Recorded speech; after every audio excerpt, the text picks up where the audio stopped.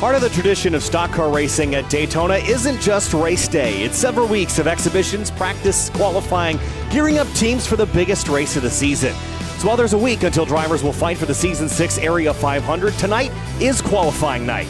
They always say that to finish first, you must first finish, but with a field this size, they should also say to finish first, you must make the field. You got to be in it to win it. Hi, everybody, and welcome back to Sim TV. We're getting geared up here for Season 6 of the Area iRacing Cup Series. I'm Kyle Heyer, joined by Finian D'Cunha and Hunter Sleppy tonight. Finian, welcome back to Daytona and the high banks here. The 2.5-mile trial tonight is one of the largest fields we've ever seen, all going for a limited number of spots in next week's Area 500 field. Yeah, this is absolutely fantastic to see. We have 52 drivers showing up here to make it into the show. Of course, there are 36 charter positions, so they're going to be making it nonetheless. However, 16 drivers are going to be fighting for just 7 remaining spots in the open position, so that's going to be a lot to fight for. That's going to mean the duels are going to be really interesting to watch. It's going to be a lot on the line for those drivers and quite a few at the end of the night going home empty-handed. Absolutely, especially some of those that were with teams a season ago, like Bryce Senestad was a part of David Weiss iRacing, but no more. We've got different faces in new places and just new teams in general that are showing up, which, like I mentioned, Senestad was a driver last year for David Weiss iRacing. Now he's an open driver, but he's a reserve driver for the Vizicas Motorsports Group. Yeah, there's a lot of new names and new faces, as you pointed out, Hunter, and the field right now is well over 50, fighting for much fewer than that spots on the course. So tonight we've got kind of two different sections of qualifying happening. We've got our single car qualifying, which is first up, and that's where drivers will set themselves into their order for their duels, and then two twin 30-lap duels, Finian, and that will set the order for next week's Area 500. But there's a lot of drivers that would really just love to qualify on that front row and not have to worry about making it through. In a field this big with the potential for disaster, you could miss this 500, and it would be a big deal if you're one of those open drivers. It definitely can be a big deal, and we're going to see, who really has what it takes here to go around here. And there's not a whole lot you can do. If anything, you're just going to kind of hope the best, hope things play out in your favor. And with the weather, I don't think that's going to be a factor either. I believe we're running static weather and static times. It's just to make it that much more even. You can't get that lucky gust of wind heading down the back straightaway just the right time to get yourself on pole. It's going to take a little bit of skill to make up thousands, quite literally thousands of seconds that these drivers are going to be fighting for. We're in Season 6, and there's only been one driver to win from the pole at the Area 500. That's Brad Slaughter. He's looking to become the second driver to go 2 for 2. I shouldn't say 2 for 2, but become another 2-time winner. Last season, it was Travis Beckner getting the job done, which, by the way, after qualifying, we're going to have our dual races. Beckner is the only one that has won the Area 500 after winning a dual race. Got to go back to Season 3. He won in duel number 2 and was able to get the job done, and there he is right there. And looking to become the first 3-time Area 500 winner. Yeah, he's going to be a man on a mission tonight. We've got a handful of drivers joining us from Zoom this evening, so we can keep an eye on their progress tonight. We've got David Weishart, who's back again for more this season. Same with Connor Horn. He's one to watch. He'll also be in the booth for the Florida State Builders Pro Series and for the Truck Series this season. And a couple new additions. Emerson Arden in the number 57. Matthew Morton is going to join us here as well. And Brett Pucari is also here, and Michael Curhan, as always, has joined us with a message there that he's not using a cool suit, guys, but he's racing in the summer in Texas, and the NASCAR drivers need to suck it up, Finian. Great point. And actually, I literally just went to go turn to my right to turn my fan on because it's getting a little bit hot in my basement. The heat wave has struck the U.S. It's hot everywhere, pretty much. There's no really cool places in sight. You can see there is Ricky Springer, notably no VR for this season. Normally he's running man in VR. Actually, I don't think we have seen his eyes on the broadcast now that I think about it, because he's always had a VR headset on. But switching to triples just because he's been having trouble with the VR headset working, constantly crashing on him. So going to be running triples for this season. Doesn't want anyone reading his thoughts, Hunter. No, I wouldn't want anyone reading my thoughts either. All right. Well, practice is concluding here, so we're going to head down to the racetrack for our qualifying session. Of course, this is going to take a little while here, but they're all staggered along the way, so it should be fun to watch and go along pretty quickly here. Race fans, make sure you subscribe to the Area iRacing Twitch channel. As a subscriber, you'll have Area iRacing emotes to use in the chat, and you can earn double channel points that you can use to and redeem for free merchandise for just $5 a month. Join today, twitch.tv/Area iRacing. Well, with that said, we've got our qualifying ticker counting down. Now we've got 2 hours to get all of this done, and the first driver up is going to be one of the rookies. There are many in the field, and it is Jake Emery in the 0-2 Finian. Yeah, and so we're, as far as the order is concerned, we are going to be going in reverse championship order from last season. For all the newer drivers joining us this season, they are being randomized. So it's going to be a lot of new names within the first 13, 15 drivers, and then more familiar names approaching as we get further down the order. There are a plethora of rookies from what I'm looking at. It's over in the area Discord in the Cup Series chat. There's at least 18 rookies that are going at it. Don't believe JT Pool's here, so that's going to make it a little bit easier for some of these guys trying to make it into the field. But a plethora of rookies, like I said, Kyle. A lot of rookies looking to make a name for themselves here in the Area Cup Series. And what a way to do it. This is a huge field here tonight. You can bet that there'll be a lot of eyeballs on each individual qualifying run as Jacob Emery's Chevrolet heads down the back straightaway. And there is some strategy involved with how you take a lap around here at Daytona, Finian. You might just think you could just pin it to the line and go fast, but that's what everyone else is going to do. So the nuance really matters here in order to maximize your time. Yeah, it's going to be the finer things. At what point do you turn in? How much do you come off the corner? Do you pinch it to the double yellow line? Do you come up a little bit more? And even the warm-up lap as well. You see him running up high and coming down to the line. He's going to start his qualifying attempt.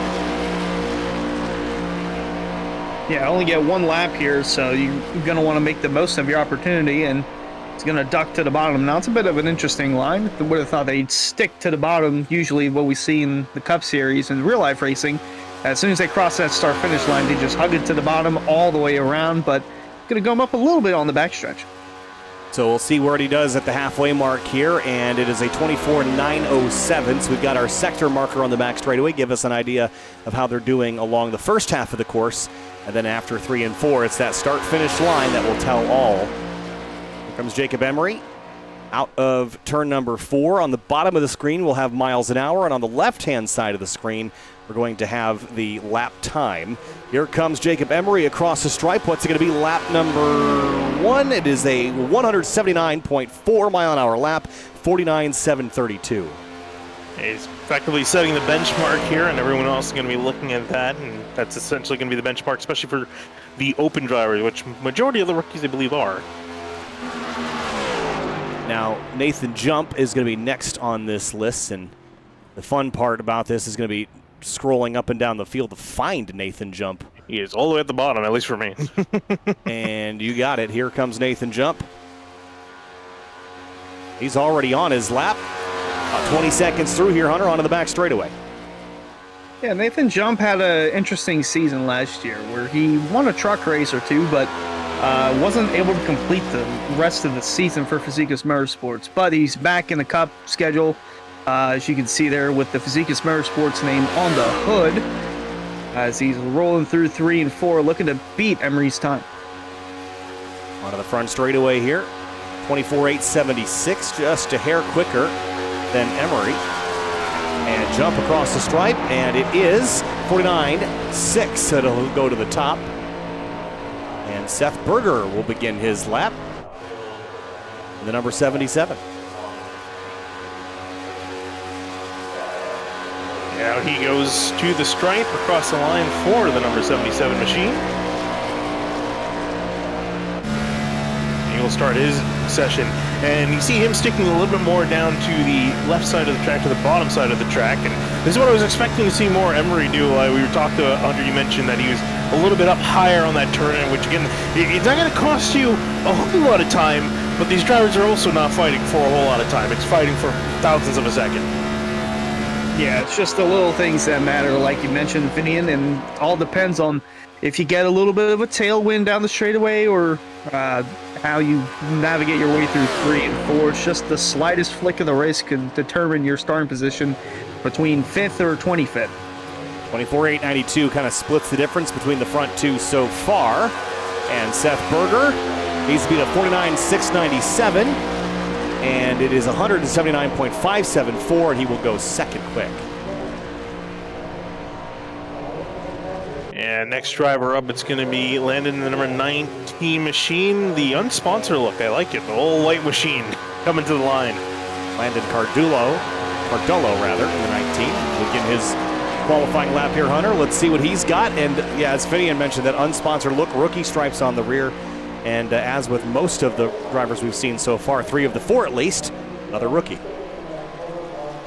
Yeah, another rookie. This time it's Landon Cardullo. I believe he is on a team this year. I'm trying to look through, or he might be an open driver. He's with Tank Racing. He is with Tank Racing. That's one of the newer teams in there, which actually how they formed. So at the end of each season, the team at the bottom of the team standings loses their team. And that was Powerhouse Racing, but they acquired charter from Jacob Bell Racing, so they're still a thing. But that's how Tank Racing was able to get their charters, and Landon Cardullo, one of the drivers for that team, going to come through and put down his lap for the Area 500. And what's going to be 49.763 rather, puts him 4th. That's about all he's going to have. Emerson Arden is next in the number 57. Here he comes. And the 57 actually teammates with Cardullo and Seth Berger. They're all with Tank Racing. And you can throw in Max Service, who I think will be slightly later up on the roster to get a time up there. Around he will go to start his lap. You got Tank Racing on the car. Yeah, very colorful 57 this one is. Hard to miss it. Stands out, especially through the turns of Daytona, and going to glow even more down the backstretch as just looking to get a solid lap in. And like you mentioned, teammates of Landon Cardullo, also Seth Berger, Max Service as well. Don't know if this is fully up to date, but Emerson has also worked extensively with Pit Stop TV with Andrew Cardinale over there as a broadcaster and announcer. And it's always fun. I've been in the position a couple of times. I've been in races that are broadcast. It's really fun to be on the other side of the microphone. Here comes Arden across the stripe, and his lap is going to be 179.3 miles an hour. He's going to go 5th quick. Yeah, unfortunately, he's going to be at the bottom of the board, 9,000s off of Cardullo's time. And we look at our next driver up on the list, 97, Reese Schaefer, going to come to the stripe and take a lap. Also, Pit Stop TV on the side of that car. Yeah, so this is a reserve driver for Tank Racing. In case any of this plays more into the team standings factor, where reserve drivers can come in and help get team points for that team. There's a lot of, like I mentioned, a lot of different guys here that are listed as open drivers, but are a reserve driver for any of the teams that need so whenever there's an emergency situation. Reese Schaefer off into turn 3. Right up against that yellow line. A little bit of a wiggle there on entry. Just the slightest bit. And 24.903, so kind of right co-requisite with what we've seen so far on the back straightaway. We'll see what Reese Schaefer's got in this number 97 Chevrolet. Average speed across the stripe is 179.536, and it will put him P3 of those that have qualified so far. Yeah, it's smack dab in the middle of the field. Again, so as we get more and more drivers, starting to see where that baseline is going to end up for a lot of these drivers. Whether it's going to be good or bad for them. Of course, Nathan jumped the man to beat. Matthew Morton, though, coming across the line, number 18 car, and he will start his lap. Yeah, Matthew Morton, a newcomer for area, part of the Slinger Racing Graphics esports group, which he's actually a NASCAR college driver for Ohio State University. So if you're a Michigan fan, sucks to be you. Well, actually, I shouldn't say that because they won the national championship for college football last year. But nonetheless, he's looking to make his presence felt. Also with rookie Lewis Foster as well. 2 new drivers heading over to Slinger Racing Graphics ahead of Ricky Springer. So Ricky Springer got a good group going on. Matthew Morton through turns 3 and 4, a 24.859. That's on the quicker end of what we've seen so far across the sector stripe and into the timing zone, 179.599. And that puts him to the top by 1,000th of a second. New baseline set from the number 18 car. We'll see what the next driver can do. That's going to be Nick Silver in the 99 machine. He's coming out of turn 4 with his Ford Mustang. There he is. What a beautiful looking car. I love that cream white. Cream's always a good looking color, as Silver he'll be attempting to make his 13th Cup start of his career. He's only got 1 top 10 and 2 laps led in 12 Cup starts, but None of that really matters whenever you're at Daytona. Your only goal is to, well, at this point, is to qualify for the race since he's an open driver. But once you're into the show, the only thing that matters is getting that trophy at the very end of the day. So we'll see what he can do here as he rounds through 3 and 4. 24.901 at the sector line. On the quicker end, this is trending P2 at the moment as Nick Silver rounds turn 4 here, and banking flattens out, and let's see what the second of the Mustangs can do. Only one on the board so far. It is second place, and this 179.581, pretty solid time, puts him P3. P3, and he missed out by 0.005 of a second. It's already getting extremely tight near the top of the standing. Next driver is Lewis Foster coming to the line in the 26 machine. Yeah, an interesting thing for Lewis Foster. Well, 2 interesting things. Number 1, from the UK. And number 2, Indy Next driver for Andretti Global. Yeah, current Indy Next driver competing here in area as a part of the Slinger Racing Graphics esports banner. Him and Morton, new teammates there, looking to shake things up here in the landscape of area. Saw the Andretti Global logo there right on the rocker panel. Down into turn 3 goes Foster, and let's see at the sector line. Don't think that is a continuous run to the sector, so we'll have to ignore that one, and we'll be waiting for him to cross the full timing line to get the true result here. Let's see what Foster's got. Let's see what that Toyota can do. That's not right. 49.704, and that is going to put him P5 for the moment. Right in the middle. Next driver up. Let's see. Andrew Payne? I believe so. I'm trying to see where he is. I found him down towards the bottom, number 70. And he's already beginning his run into turn 1 in his Chevrolet Californian in this this red Camaro. Wheels on Wheels sponsorship there, Hunter, and looking good so far. Yeah, he's a part of the Lucky Doug Motorsports group. Him and Trey Edison, 2 rookies that are coming in and filling in the gaps for Lucky Doug Motorsports. Got Ed Shearer Jr. and Douglas Newbigging coming back to the group, but like I said, left 2 drivers slots open, and he was able to take one of those slots, and we'll see what he can do with his lap time. Ran out of turn 4 across the line. What does the number 70 Payne got? If you have anything, down he'll go below the WL line like we see most of the other drivers do. 196.998. That's going to put him in 6th. Going to put him around midfield again. The next car I have was AT Pool, but I don't see him. No, I don't believe he is here. Max Service is out there running his lap in the 81 machine.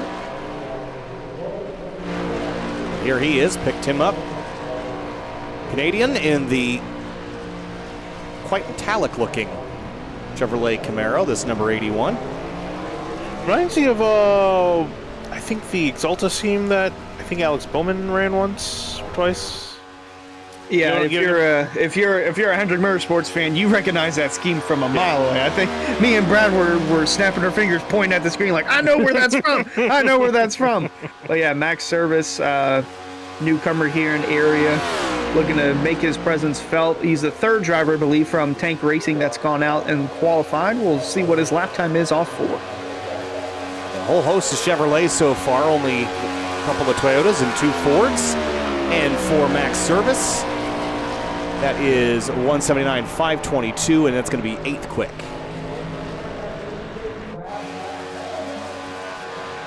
Here comes Jackson Anderson across the line in the number 83 machine, starting off his run.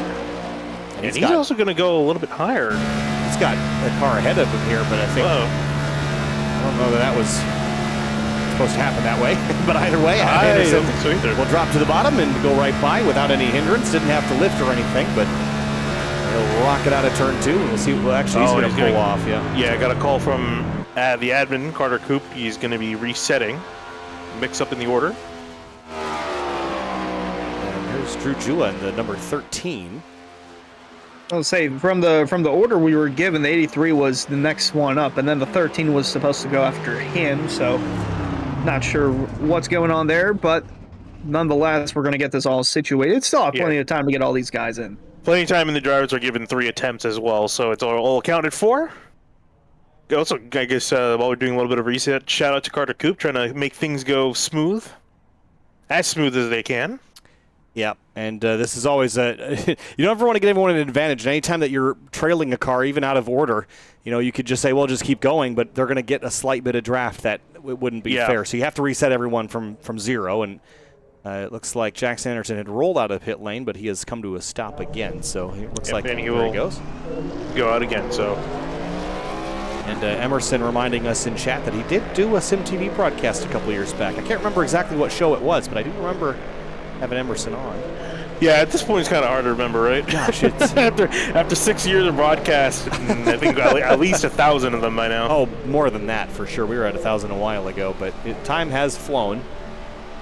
In our 6th year of operation. Yep.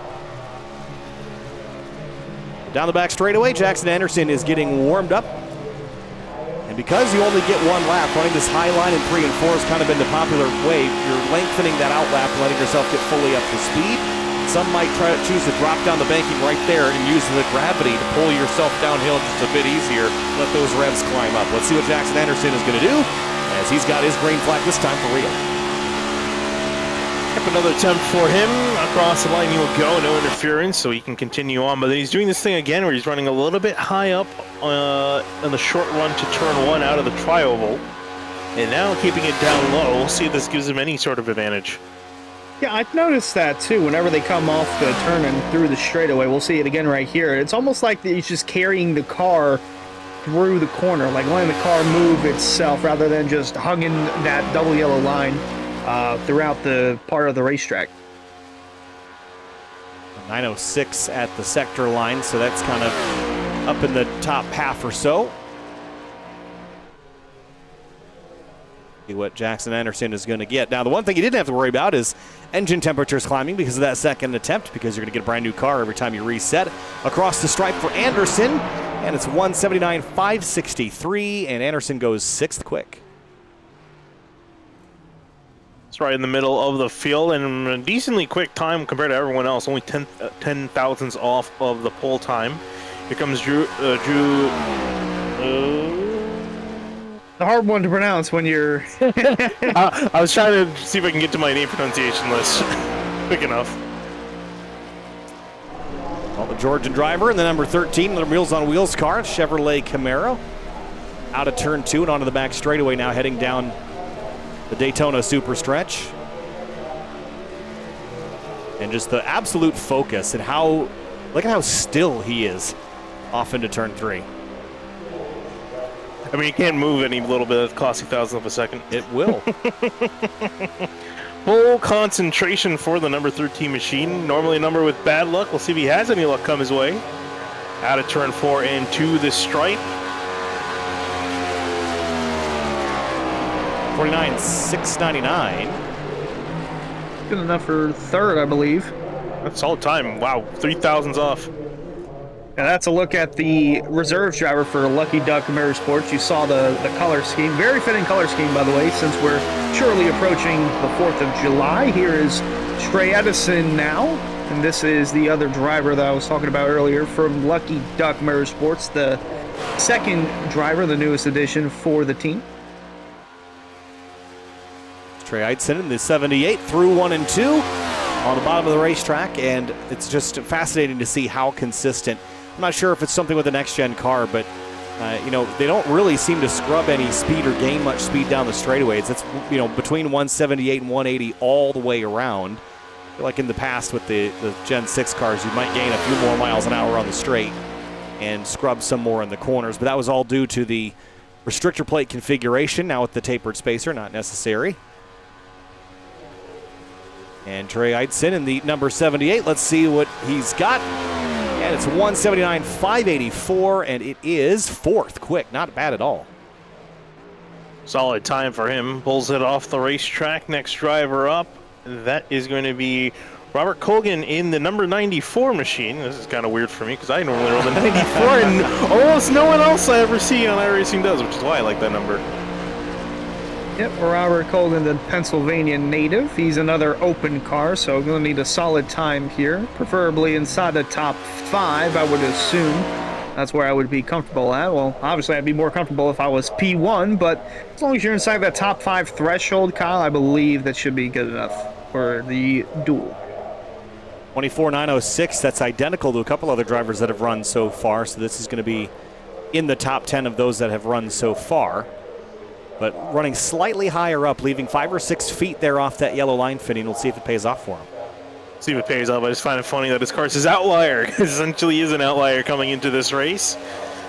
Across the line for him, he's trying to make sure he's not an outlier. Can he get near the top is the big question. Across the line for him, 49.760. That'll put him, unfortunately, back in 13th. Unfortunate lap time there as Philip Groner, this is another newcomer from the Carolinas.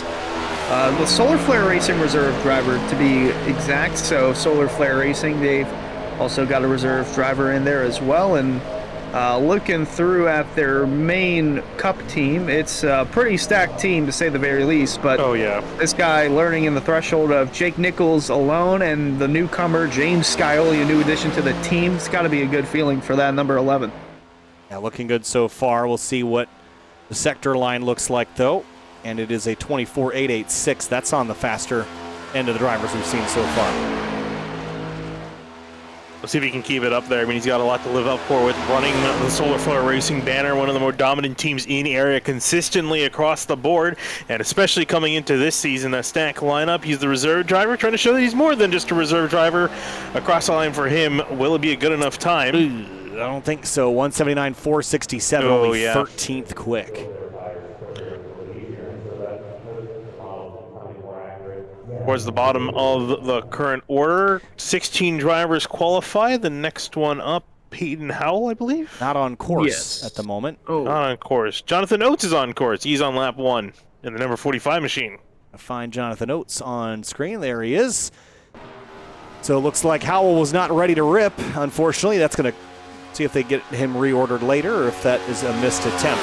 This 45 looks fantastic, doesn't it? Looks very much like those X-Side cars of the 90s. Yes, thank you. I was trying to wonder where I've seen this kind of paint scheme before. It was on the tip of my tongue, but yeah, absolutely beautiful use of color across that scheme. See, that beautiful looking race car can get near the top. And me being the boomer that I am, I recognize that as Chris Seidenfeiden because he was the only one to run the 45 from the early days of area, but the new racer and the 609 reserve driver heads across the start-finish line to put up a time.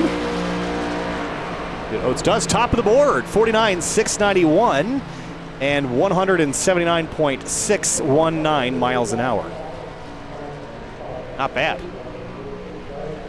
Yeah, not bad at all. And it looks like the next driver up is going to be the 35, Brett Pincari. Oh, no. Out on the racetrack. Unfortunately, yeah, we're skipping Adam Cabot, not in the server, it seems. Unfortunate. Adam Cabot's a name that you and I recognize. Yeah, one of the newer drivers for 609, himself and Bailey Turner joining that stable, both familiar names to both you and I, Kyle, as well as people familiar with SimTV. But Ben Pincari out there going to take that spot. We'll see if Cabot joins us later, because he did join the server at one point, but Pincari out there in the 35, Princess Daisy on the side of that car. Yeah, very interesting paint scheme and an even more interesting setup back there. And me being the Steelers fan I already know I'm going to like this guy. You can see that terrible towel there in the background for any of those Steelers fans that are watching through. But here he comes off turn 4 and through the tri-oval, looking to put up a fast time. Honestly, I thought that was a fake background. He's green screened in, but no, on second thought, it is very much real. 10th place for Brett Pincari. Should also mention one of the 3 Canadians in the field. Number 35 machine. Which makes it funnier that he's a Steelers fan. Braxton Deweese, Ohioan, in the 00, begins his lap in his Ford Mustang. Got 18 cars on the board now. This will be the 19th so far. Trying to find where there he is on my score. I was trying to find where he was located. Braxton Deweese. If I'm not mistaken, I'm pretty sure he's run an area before, if I'm not mistaken. Right, Hunter? The name sounds familiar, but I have no cup stats from him. I remember, I think he might have been a Florida State Builders Pro Series driver, if I recall. That's what it is, okay. He's definitely run before. It could either be trucks or Pro Series, but I can't remember off the top of my head. But yes, he's been here with us before, making a Cup Series start this time. And let's see what Braxton Deweese has got for the field. It's better than a 179.6. That's good. A 49.688, top of the board by 2 1/1000ths. And up he will go, now setting the new benchmark. Finally, someone dethrones Jonathan Oates from the 45, and here comes Bailey Turner. This is a name we're both familiar with. And normally the number 24 car, but unfortunately the number is taken by our incumbent champion. So he's got it set up for the 25 machine with the 609 Motorsports car of Bailey Turner out there running his laps. Yeah, in case anyone had any questions of what team he's running for, it's right there plastered on the hood of his Chevrolet as he heads down the backstretch. Yeah, Bailey Turner, this is a driver that I think is going to be, if he can get through this race here in Daytona and really get off to a good start, I think that Bailey Turner has shown that he is able to really parlay momentum into race wins and a championship hunt. So he's one of these drivers that's coming in this season that we are familiar with. We know his talent level, and he will absolutely be a force to be reckoned with if they can get started on the right foot here in the 609 Motorsports crew. Bailey Turner on the 25, what's he got for the field? 19 qualifiers so far, and it is a 49.729, and that will put him 15th of the 20 so far. Probably not the qualifying effort we would have hoped for, but he'll be on the board nonetheless. And now we go to Adam Capps, and now we start to get into some of the more familiar drivers in the field. Halfway through the order, Capps across the line in the 55, and he will start his lap in his Toyota Camry. Yeah, Adam Capps getting back into area. He's got a team in the Truck Series, but listed as an open driver here with 14 Cup starts to his name. Only one top 5, 2 top 10s, and 2 laps led in those 14 starts. Looking to make it 15, though, as he works his way down the backstretch. See what he's got at the sector line here. See if he's got, 24.914. That's on the slower end of the 9s that we've seen. Up the racetrack a bit, though, that's been a lucky move so far, just to not hold that radius quite so tight. Capps in his number 55. New livery here, Finian, as well. Yeah, it's a beautiful looking car. We'll see if that car can end up near the top, though. Lets it off turn 4 a little bit for the car to breathe. Comes back down on the apron across the line. And it's going to be one of the slower times we've seen back in 20th for the 55. Like I mentioned, been a while since we've seen Adam Capps here, so still trying to get into the rhythm of things. But we have seen Ryan Swan here before, part of the Swan Motorsports stable. He didn't race last year, but that team came about after they acquired charters from David Weishart Racing. So Garrick Wren and David Weishart themselves are still with the team, just rebranded under Swan Motorsports, and newcomer Ryan Swan, obviously, and Mason Kane as well. And if you recall last year, Mason Kane won the first dual race, so looking to go back-to-back here, but we're on board with Swan, looking to put down a flying lap time. Center of the back straightaway again, drops to the bottom for the entry to 3. Hugging that yellow line a bit tighter than the last few competitors. Turn 4 looking pretty good, but again was tight on that line in 3 and 4. Is that the way to do it here? Let's find out where Ryan Swan will be. Out of 21 so far, it is 179.564 to 49.706. 10th quick, basically right down the middle. Yeah, right in the middle he will go. We'll see how he's going to enjoy that again. It's a charter driver, so doesn't have to really worry about making the show or not, but of course he wants to have a better starting position for the main event next week. James Shainwolf now in the 75. He goes out on the track, starting his lap in his Ford Mustang, rocketing towards turn 1, keeping it a little bit lower than we've seen some other drivers. Yeah, we've seen James Shainwolf time and time before. He's going to try and make the full season this time around. The OG area viewers can recall back from season 1 when we had an ARCA series. He was the inaugural and still only ARCA series champ there. The Swift Lifestyle Pro Series, that's what he's. Yeah, went out on top, undefeated. So, looking to make a name for himself in the Cup Series, looking to get some good results here, and looking to make the Area 500. 24.916 at the sector line, probably not where he'd like to be. Let's see what he's got across the stripe. James Shainwolf in the number 75, 179.3 miles an hour, 49.773, and slowest so far. You see the disappointment there. Yeah, I was gonna say that was definitely a late transition that he had going from off the tri-oval. Should have transitioned a little bit more. And again, it's these little things that count. He's only a thousandth of a second off the next highest guy, so that could have been what cost him here. Here's Brad Slaughter, though, very familiar driver to us in the 88 machine, new colors this season as well. Beautiful looking car. Yeah, he's got the High Banks podcast colors and sponsorship on his car. He's actually part of one of their most newer episodes, episode 205. You can listen to that on Spotify. Like I mentioned before, he's won the Area 500 from the pole, the only pole there to do just that. So he's looking to get his second pole and looking to get season 6 off to a good start. Yeah. Sector line 24.863. That's a pretty solid time at that first timing line. See if he can parlay it to a provisional pole. 23 competitors have gone so far. Brad Slaughter's going to make it 179.593, 49.698, and that'll put him 5th. Not a bad lap. Not a bad lap at all. I think that's around where we'd be kind of hoping to end up in, especially in how tight the margins are. 9,000ths of a second off the pole time, and he was actually he was tied with Nathan Jump for 4th, just slightly slower, it seems, according to the sim. Mason Kane across the line for his lap. I think he's on lap number 2, but I believe this is his main lap. Yes, it is his main lap that he's going on right now. In the number 31 machine, a new driver, part of Swan Motorsports, joining Ryan Swan after that team rebranded in the 31 machine. Yeah, he's working it down the backstretch. He was 7th at the white flag of the first duel race and was able to work his way into the winning position and was able to start inside row 2. But obviously, winning the pole would be much better because you wouldn't have to worry too much about the duel. You'd have your positions locked in, even if not pole, just a front row starting spot. Off the sector stripe, it didn't look like it was going to break any records, but it shouldn't be super bad.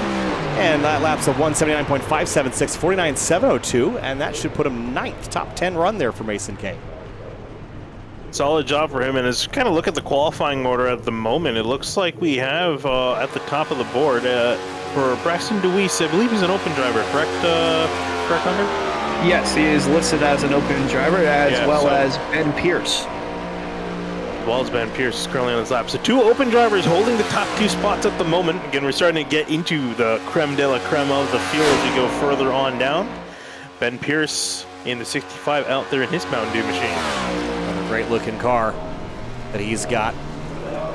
Big old number on the side, can't miss that one. And Ben Pierce rockets down the Daytona super stretch, 24.905. Now Mason Kane's sector time wasn't really all that impressive, but he managed to pull it together in the second half of the lap and went top 10. Ben Pierce looks to be on a similar trajectory here. Rocketing to the start-finish line, into the tribal he will go, across the line. Can he do the do? Oh, 4th. Oh, solid run for him. That's a great run. Cameron Hearn in the number 4, he is up next. And this is a driver that has really shown lots of flashes of speed, but also at times, Hunter, has gotten caught up in some drama. It's always fun to watch Cameron Hearn going for it. Yeah, only 1 top 5 and 1 top 10 this season to go with 24 laps led. An average finish of 20th, but looking to shake things up for season 6.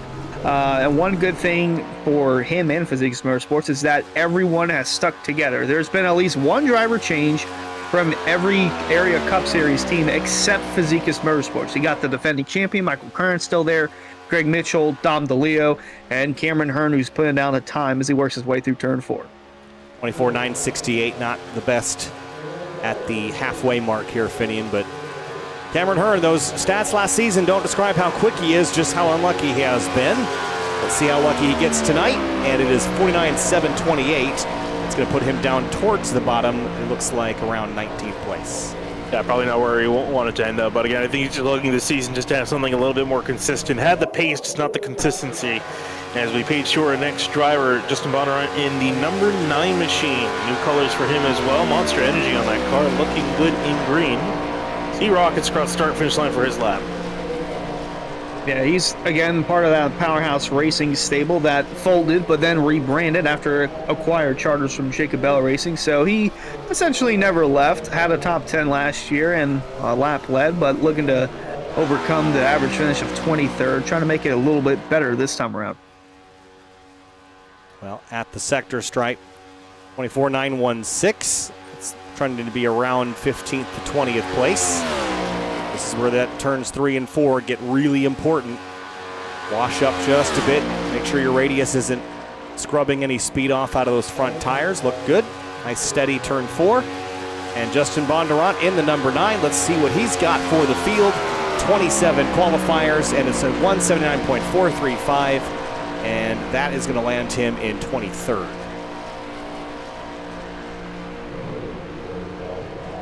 And to our next driver, we go to Jacob Bell in the Florida State Builders car. Number 6 machine across the line, he will go. And I think one thing we definitely know for Jacob Bell is he's had some rotten luck on the super speedways, not because he's not finished poorly. He's gotten close to winning, and I think twice he's been caught out by timing loops with a last-second caution.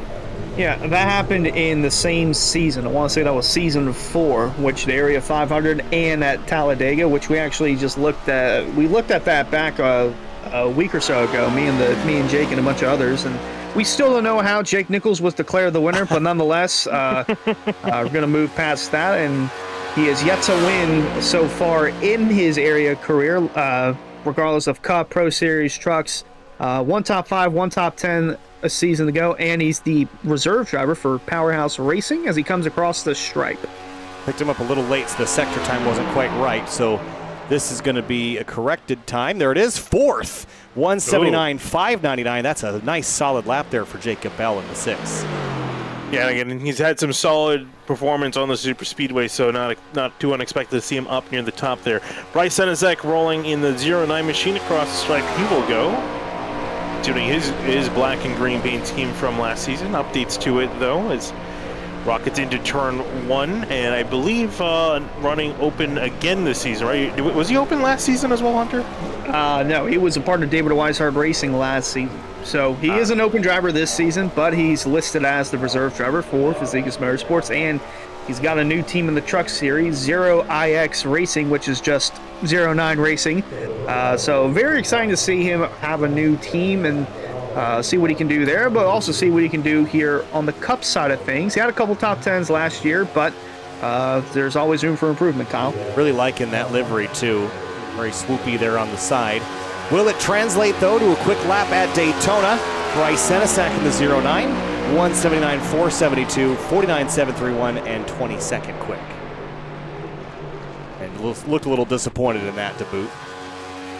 Yeah, probably hoping to be a little bit further up the order. Next is Dom DeLeo in the number 22 machine across the line for him. New look for the 22 machine. Just saw his reserve teammate, Bryce Senezek, put a lap down, and now here comes Dom DeLeo to put another time down for Fazekas Motorsports. Yeah, Dom DeLeo, only 1 top 5, 2 top 10s last year. Didn't get any laps led, so there's always room for that category to be changed. Average finish of 19th, and Kyle, I don't know about you, but the colors on this remind me a little bit of Casey Kane and the Mopar scheme, where it's all white and then it's got that blue tint to it. Yeah, there was a Jeremy Mayfield car maybe that also this reminds me of. My memory's a little fuzzy, but yeah, looks good. Looks the part. 24.874 at the sector. That's not bad at all. Let's see if it translates this Ford Mustang to the top of the board or close to it. Across the stripe, 49.701. Should be inside the top 10 or very close to it. It's 11th. Solid run for the 22 car as he bows down in turn 1. Out of turn 4, though, is Garrett Grant in the number 5 machine. And shameless plug there for the area iRacing shop. Yeah, Garrett Grant, very consistent last year, had 5 top 10s to his name, average finish of 20th. Did have that 1 top 5 finish, but yeah, very new and bright colors there on that number 5 Toyota area shop. Make sure you check out the website, shop.areairacing.com. Got some merch items that are being discounted because they're about to go out, and once they're done, and you can't order them again. So make sure you head over there and get all your merch and accessory needs from Area. I really like that livery. That is a great looking car. And 24.887, and those that have been in the 24.8s have been close to the top 10. This is a hair slower than Dom DeLeo, who we just saw. But let's see what he's got. Garrett Grant in the number 5 area, Dodge Shop Toyota Camry. 179.454. It's a 49.736. He fell off the second half of the lap, but corrects to a, well, 49.706 puts him 17th. Up next on the order is going to be Connor Kresick in the number 14. Interesting thing I noticed, I jumped at him getting on the track. Normally you'd think these guys want to get on the track, floor it all the way around, build up that momentum. Well, Kresick didn't really floor it out until out of turn 2. He was kind of taking it slow out of it. That's why he's kind of a little bit further behind across the line. Then we picked him up further back than most of the other drivers. So interesting approach to qualifying. We'll see if this plays out for him. I believe he's the first of the Solid Rock Performance drivers to go out there and put a time down, in which case he had an average finish of 21st, but he did have 6 top 10s to his name, so there was speed there, and we know he's capable of running up towards the front, especially at these super speedways. Hasn't been able to get the job done as far as winning or getting the top 5 finishes, only 1 top 5 finish, but new season and a new outlook for the 14 of Kresick. 24.941. That first sector is not going to be where he wants to be. If he can pull it out in the final half of the lap. In this number 14 car across the stripe. Let's see what Kresick's got. And a 7.68 is going to drop him to 31st, and that'll be a disappointing lap. I'm just kind of wondering why he didn't just kind of punch it out of the gate. I'm feeling like that might have cost him. Yes. Cost him the run. You know, he's not terribly slower, but slower enough to put him down in 31st. Look at David Weiser, though, across the line for him in the number 33 machine. Yeah, it's plastered in red and black. It's on his t-shirt as well. It's the Lowell Cardinals, as he likes to pronounce it. You can see the fighting Cardinal there on the hood of the 33, and Weissart looking to build off from last season. Only 1 top 5, 5 top 10, 71 laps led. Had speed capable enough of winning, just couldn't quite get the job done in some certain circumstances, but always a new outlook here for the 33 of David Weissart. So steady there. And look, see how tense his body is, just trying to keep that wheel as minimally turned as possible. Let's see, what does the 33 have for the field? 33 starters. It is a 49.7, and that'll put him inside the top 10. That's a good lap. 9th for David Weissart. He'll be happy with that, I'm sure. Yeah, he should be satisfied with that as he head next to Ed Robertson. New colors for the Rick's Hot Sauce car, normally in green and black, now donning some red in the 64 cam. Yeah, 2 top 10s last year for Ed. Again, part of Powerhouse Racing that came back from acquiring Jacob Bell Racing Charters. So the New Jersey native looking to build off his 2 top 10s and average finish of 20th. Very consistent driver. Typically doesn't get in a lot of harm and likes to navigate his way through that. At the sector stripe, 24.899. So that's probably going to end you, 16th to 22nd, somewhere in there. See if he can find something in the second half of this lap as he keeps it nice and tidy on the bottom, comes up a little bit off the corner in turn 4. And then now across the stripe he will go down below the yellow line and across the checker for the checkers. Ooh, it's 179.508. Not bad. 49.721 drops him 23rd. And as the lap times continue to be put on the board, Braston Deweese and Jonathan Oates are just watching and hoping nothing changes, because they've gone up there and nothing's really changed, looking at the top for quite a few drivers as we're starting to get near the end of our list. Yeah, and especially the front 2 being open cars, that's really huge for them, because that means they'd already be locked in, but it can change in just a matter of moments as Greg Mitchell, the Texas native, goes to put down a time. I'm surprised by this. The weather is static. I am a little surprised that Deweese and Oates went to the top, but it does seem like it's very heavily weighted with drivers that went first. Now, there's no reason for that other than that's just the way the cookie has crumbled, but I do find that interesting, to say the least. And 24.867 for Greg Mitchell. This is going to be a pretty solid lap, I think. Top 10 if he can keep that momentum rolling. Let's see what the number 2 Ford can do. Greg Mitchell across the stripe. It is a 179.535, and that will put him 22nd. I'm actually a little surprised that it wasn't better than that. Gave it up in 3 and 4. Yes, because I guess he lost out on the second half of the lap. Something there, unfortunately. It's going to be lower down the order than he would probably like. Tyler Nichols. What's going on? You're going to have to explain this, Hunter. Here's the thing. If you don't watch pro wrestling, you're not going to understand it. But well, they made a social media post that kind of twinkles with that. Joe Hendry, a professional wrestler, he's gone viral over his entrance song that's actually #1 across certain iTunes charts. And his persona is carrying him to the top of the wrestling world. So it's kind of been plastered over the 41 of Tyler Nichols, who needs a little motivation after last season. Only 2 top 10s, average finish of 20th. But he believes in Joe Henry, and that's all that matters. Well, looking good. Through 3 and 4 now, up onto the front straightaway. And Tyler Nichols at the sector line, 24.864. And across the stripe, what's he got for us? 179.544, 49.711, 21st quick. Pretty much in the midfield for the 41 machine. Next on the board, it's going to be Evershear Jr. coming across the line. His 17 Ford Mustang for Lucky Duck Motorsports. And here he goes to start his run. Yeah, Ed Shearer Jr. looking to build off a solid season. 2 top 5s, 7 top 10s, average finish of 16th. Not too bad of a season. New York native looking to pick up the pieces and sort of lead the way for Lucky Duck Motorsports. Him and Douglas Dubigging have kind of been stable. They're somewhat similar, just 1 less top 10 for Douglas Dubigging. But looking to become the face of that team is the 17. At the sector line, 24.911. Again, it is just interesting to note how much of the most recent entrants have kind of been middle to the back.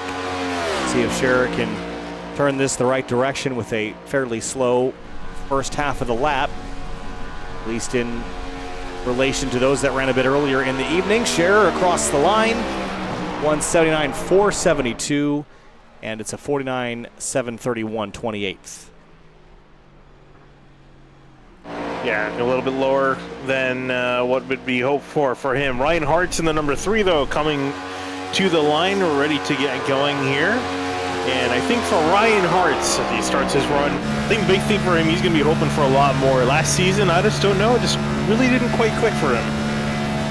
Yeah, 4 top 5, 7 top 10, so fairly good on the Cup side of things with an average finish of 14th, but no wins, and we're typically used to seeing him run up front for the wins, and didn't quite come through for the Pro Series as well. So obviously a new season with a whole new outlook for the New England native and a good solid first half there, Kyle. Yeah, 24.881. He's in the 8s, but again, we've seen the 860s kind of land you in the low teens, so need a bit more than that. Let's see what he's got out of turn 4. Ryan Hart's looking to find and repeat some success he's had in seasons past with some momentum in the area 500. Ryan Hart's across the line, and 179.442, and it's only a 723, puts him 26th. Next coming to the line, Ricky Springer, looking to continue onwards. And for Ricky Springer, another driver you can kind of throw in their teammates with the number 3, also in the camp of just didn't quite have the performance we would have expected out of his camp. Only 1 top 5 and 5 top 10s, no wins for Springer after he had a fantastic season 4. Ended up missing out on the playoffs. Caught the apron there, Hunter, just a bit in the middle of turn 1.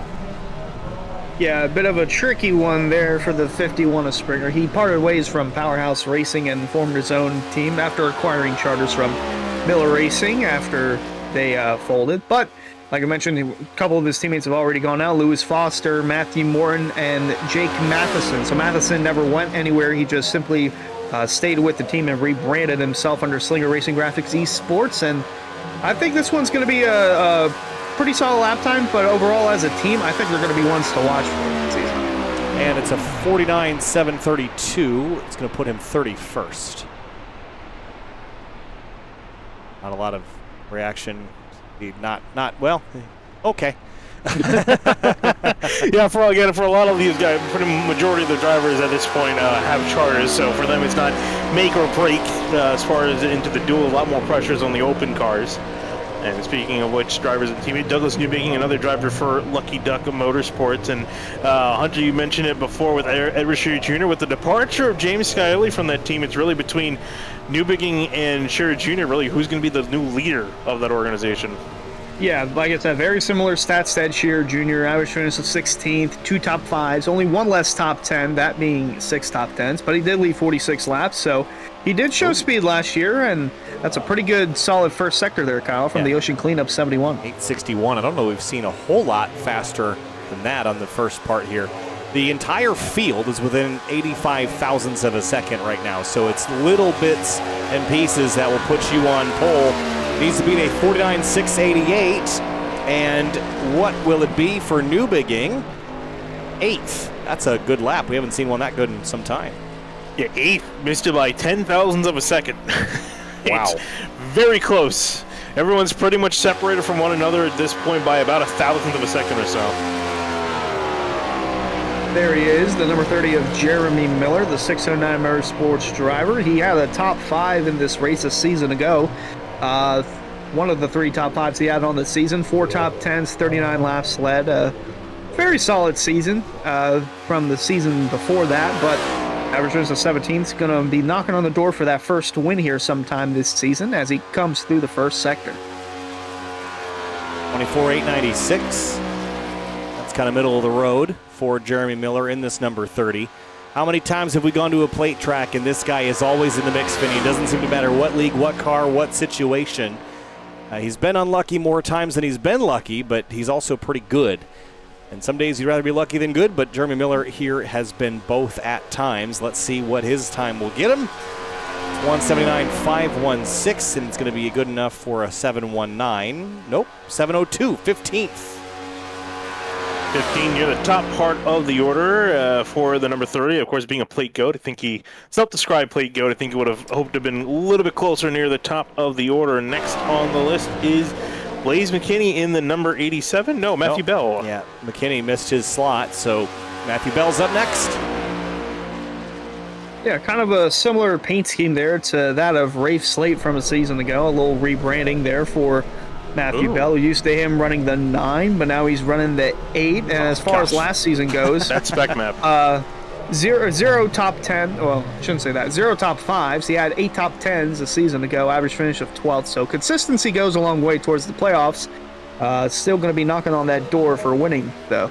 Yeah, this is going to be confusing for us. We've really knocked in our brains that Rafe Slate drives a red number 8. I mean, it's like Dale Earnhardt going to Hendrick. It's going to take a while to get used to, but Matthew Bell, here he comes across the stripe, and 179.555, 49.708. That's going to drop him, well, 22nd quick.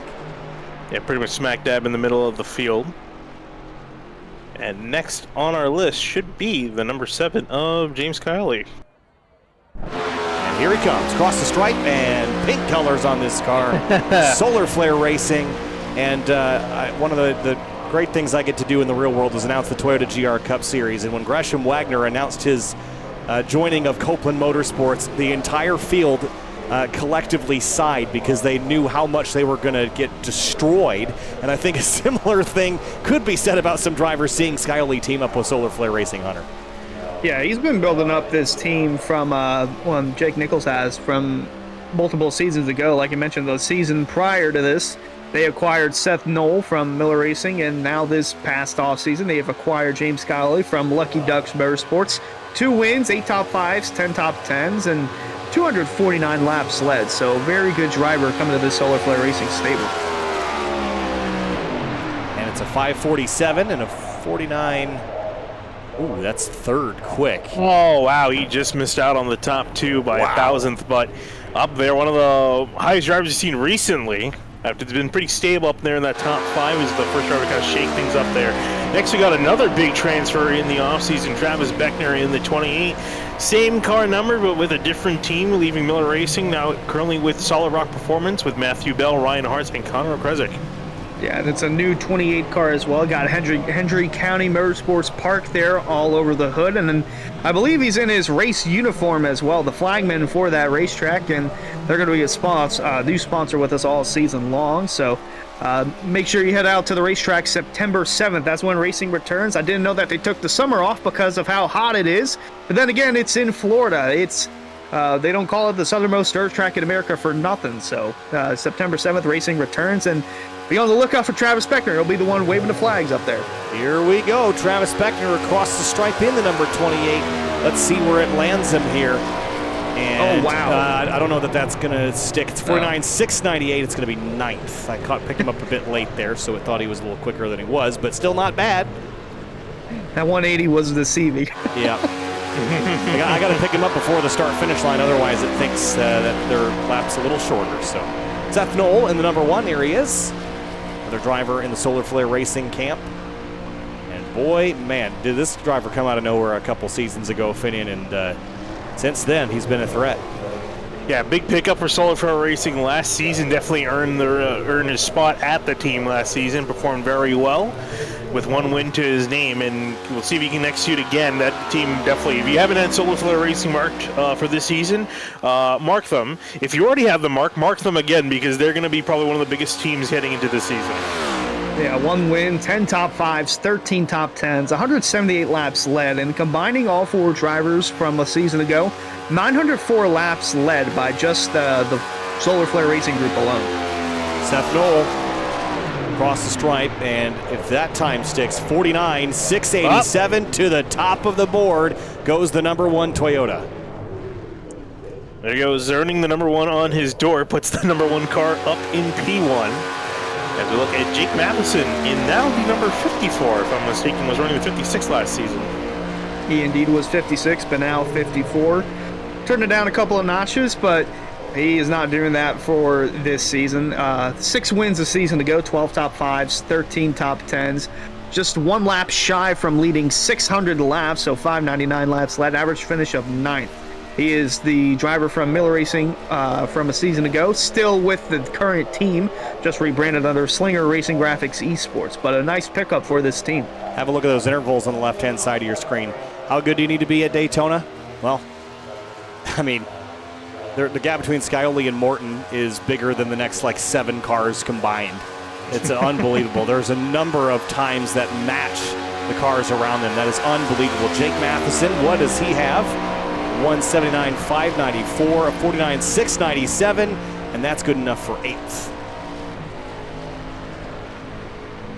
Yeah, of course, Matheson hoping to do a little bit better than last season. Although I say that, he did very well that season, but unfortunately couldn't take home the championship, though. Uplo got 6 wins to his name. Connor Horn, another driver competing for the championship, wasn't quite able to take it home, wasn't quite able to chase down Michael Curran, but it was a great season for Connor Horn.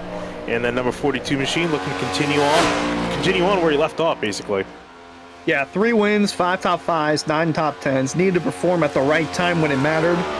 Was unfortunately caught up in that wreck at Chicagoland that kind of derailed his championship hopes, but looking to rebound after a season of solid, consistent racing on the top of that 609 Motorsports team.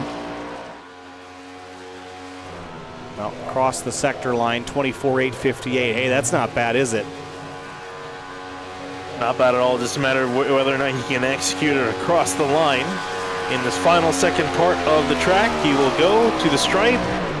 It's going to be enough to get near the top. Waiting to see where he positions, and only 30th. That was I was going to say he had a weird exit off turn 4. Yeah, didn't do him any favors, did it? He was trending very, very well and lost it all the second half of the lap. All right, Jake Nichols, the juggernaut of the Area Cup Series, returns again in the 73 Solar Flare Camry. And Hunter, the story behind Jake Nichols, how many wins, how many championships, he has just ticked him off like hash marks on a prison wall cell, just knocking him down and crossing him out day by day by day. And onto the back straightaway, the champion returns. Yeah, although looking at last season, it was actually a bit of a downgrade. I know we kind of joked about that all throughout last season, but he only had 1 win last year. That is un-Jake Nichols-like. 11 top 5s, 13 top 10s. The speed's still there, but the wins just weren't piling up. Yeah, when he didn't have in the wins column, he made up for it in every other column. He was extremely consistent, finishing up near the top of the standings. Didn't get the championship win, got second place, but I think he's looking to see if he can regain that championship thrown across the line for him. Can he get up on pole, though? No, 25th. Oof. That's very uncharacteristic. So the last driver on our list is Michael Curhan. Now there's a few that have not qualified yet that had a slot earlier. We'll see if they get to run, but Michael Curhan will begin his lap. None of the drivers left are in the server, right. So I think Curran should be the last driver out here for qualifying. 50th and final one, Hunter. Yeah, nerve-wracking for not only Seth Knoll, but Braxton DeWeese as well, the open driver. If Michael Curran qualifies third or worse, then DeWeese is into the Area 500 locked in, and Seth Knoll would be locked into the pole. But Season 5 Cup Series champion, he knows how to place his car in the right opportunity, in the right time. One win, and that came at Kansas in an unbelievable photo finish with Jake Nichols, and propelled himself into a champion from last season. Well, let's see what Michael Curhan's got at the sector stripe, 24,864. Pretty good Sector 1. Is it going to translate to anything inside the top 10, though? Those up at the front, most of them qualified early on, a 179.631. That's pretty solid, and it's solid enough for only 21st once it corrects.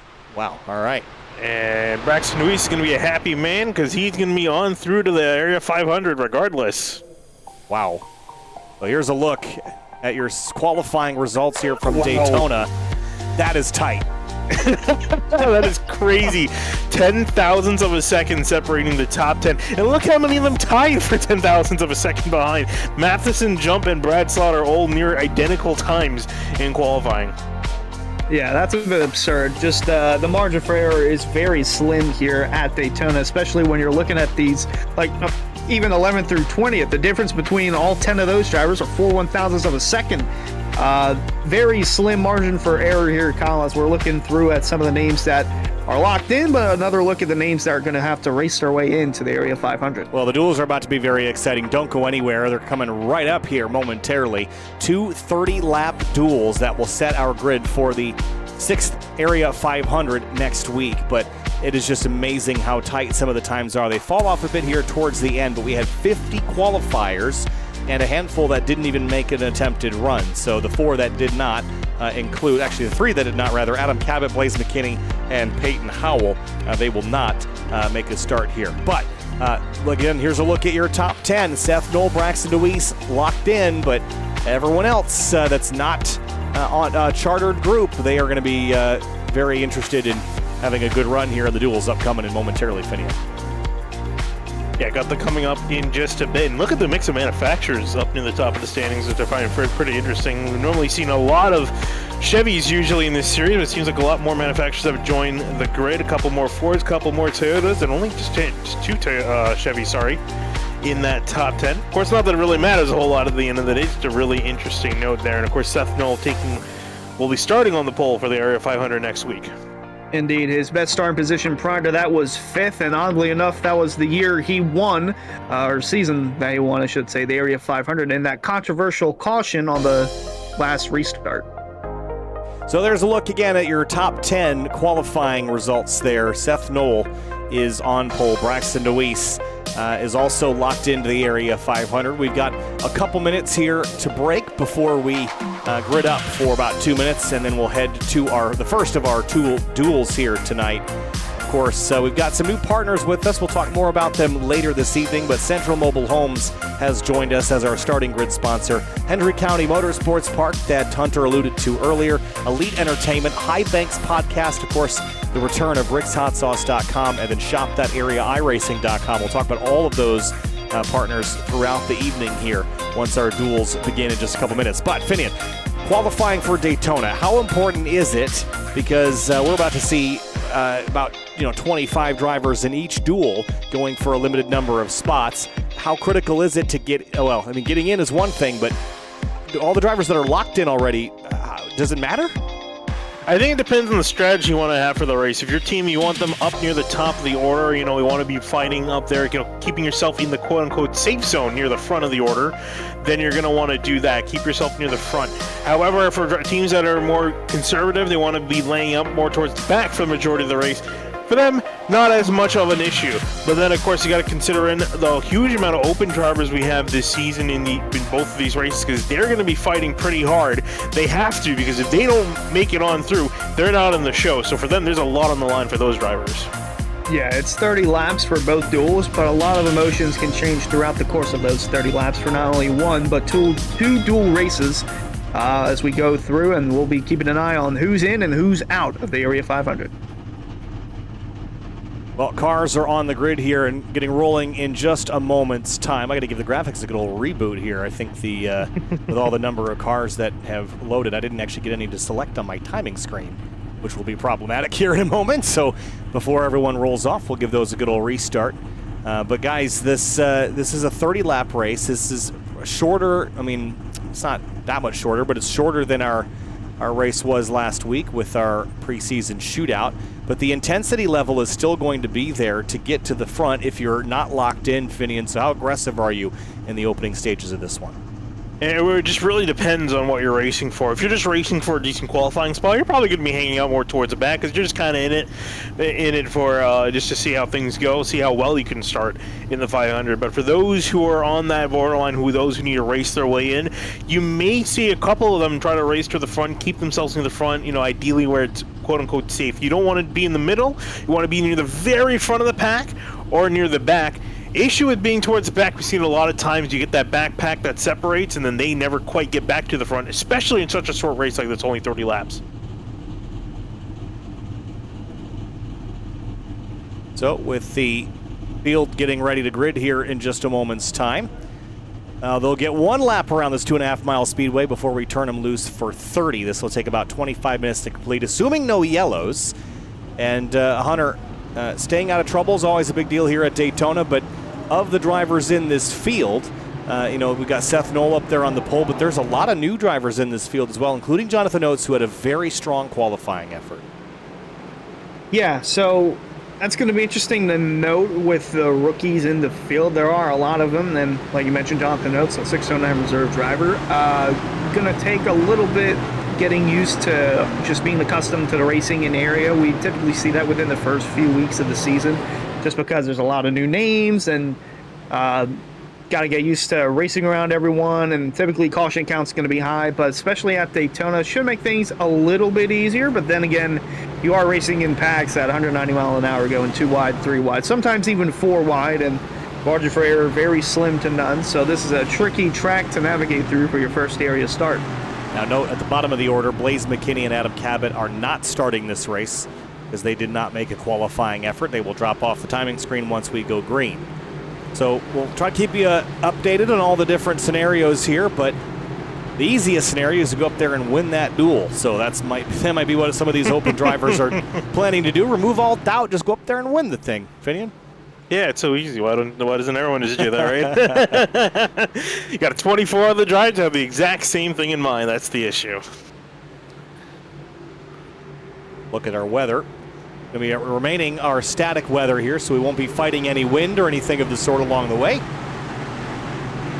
But 30 laps here at Daytona. And Seth Knoll, Jonathan Oates are sharing your front row. It is Toyota, Ford, Toyota, Chevrolet, your front 2 rows. The Area Cup Series Area 500 is next week. But tonight we set the running order. We've done half of it. The other half is to race it out to set the grid. Here we go. Seth Knoll is your pole sitter for the Area 500. He is safe, but he's still going to race for a win. Green flag, and we're racing, and we're dueling at Daytona.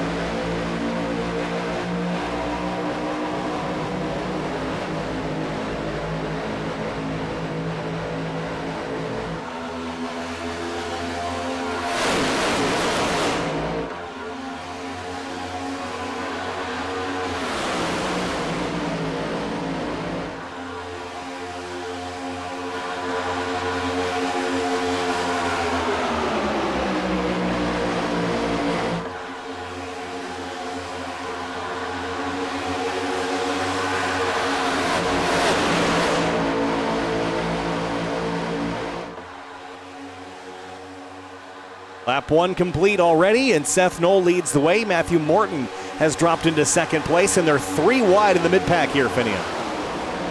Yeah, 3 wide back. They're still trying to kind of sort out who they want, who wants to go near the front, who wants to drop near the back. And it looks like the 65 of Ben Pierce, he's decided to go to the back. He wants nothing to do with anything near the front.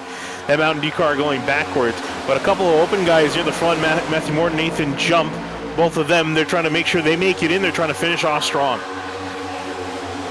Going down the backstretch now, you see a lot of cars starting to navigate their way towards the front, moving towards the bottom, the middle. Brett Puncari on board with him here, just holding that bottom. Looking on the outside of Ryan Swan and the number 20 HyperX machine as they roll off turn 4. In that VR, I see him look down, just take a look at his gauges. Big check up there on the bottom of the outside. Rockets through. And one of those drivers is Ricky Springer, who's jumped to the outside lane. He started 21st. He's up to 12th here in the first 3 laps of this one. On a mission. On a mission to get that car near the front, trying to see if he can make it even better. He's stuck in the outside lane at the moment. They've kind of somewhat stalled out their progress. Top lane being led by the number 13 of Jua in the outside. That is the 45 Jonathan Oates. A couple new guys leading the charge in the outside lane. Getting a little bump there from the 51 of Ricky Springer there is Swan in the 20. Again, a master at these play races in previous series, in the Pro Series and the Truck Series, has yet to do so in the Cup Series, but still single file throughout the first 4 cars as the 13 of Jua leads that outside lane. And then towards the back we see a group of cars just kind of a second or 2 away from the action. Yeah, Emerson Arden leading that pack. He got a big shove from Andrew Payne. They almost went around for a loop, and they're still almost banging fenders back there as they try to get everything sorted. This front pack, though, is getting racy. Here comes Drew Jua on the outside with a big push, and it had a seam from Jonathan Oates. They haven't quite pulled even with Nathan Jump in the 29 just yet, but there is volatility up there in the outside group. Yeah, they're trying to make some forward progress, but they're kind of stalled out around that 3rd, 4th car on the inside lane. Just not getting enough momentum going, and I think everyone's trying to get a little bit antsy because they want to go forward, but unfortunately aerodynamics are saying no, we shall not go forward. Well, the 29 of Nathan Jump just jumped to the outside lane now as the 1 of Noel did just that. Going to get a little bump from the... Oh, and it looks like a wreck with the 20 of Ryan Swan. Looks like he's the only car involved. He might have gotten away with it. I don't see a lot of damage to that car, but it will slow the progress here. Lap 5 of 30. And the first caution of our Area Cup Series Daytona duels. Let's go back and have a look at what had happened here to Ryan Swan. Started on the back straightaway and started on the front through. So let's see. So he's following the 30 here of Jeremy Miller. And then Ricky Springer's right behind him, and I wonder if... Yeah, and watch here. See, I think someone went in the front lane up near the front. Then there's a stack that happens right there in the triangle, and unfortunately the accordion dealt him the bad hand, and around he went. Who missed him there? Well, that was one of the Solar Flare cars. That's the reserve driver. That's Philip Gronder. What a job he did missing all that. Watch this. Yeah, I was going to say, great job that he did miss that, because otherwise he would have been out. Whoa. In fact, really, everyone did a great job avoiding that wreck. Really, Swan, though, taking the brunt end of that. He did, though, where I had for Swan, he did take some decent left front damage to his car, getting hit right in the left front wheel. Seth Noel. I think that was from the 2 of Greg Mitchell that got into the 20. Seth Noel leads the way, but here's what Greg Mitchell had. See that checkup start there, and not a lot of damage. I don't think it'll be a huge deal for him. These cars are pretty robust, as we've seen in the past. But if we go back and try to find... So really, it's Noel on the outside that begins the checkup when he jumped up there, and it just propagates all the way through the field. Swan got very lucky. Tell you what, Travis Beckner got lucky, too. He was the car just in front of Greg Mitchell. Swan had a little nibble at his right rear, but he had great car control from Beckner, because if he couldn't hold on to that, he would have been spinning around in front of the rest of the field. Could have created a big crash. First caution of the evening here. Of course, our new starting grid sponsor for this evening and for the rest of the season is Central Mobile Homes. You're looking for a small or large home, a new shed, or a Triple Crown trailer? Look no farther than Central Mobile Homes. They've been proudly serving Florida customers for 28 years with a plethora of small and large home floor plans, shed designs, and Triple Crown trailers. Available in LaBelle, Okeechobee, Clewiston, and Sebring. Head to centralmobilehomeinc.com to get started today.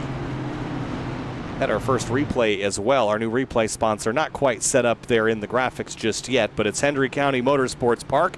We've heard about them earlier this evening. Sponsor on Travis Beckner's car.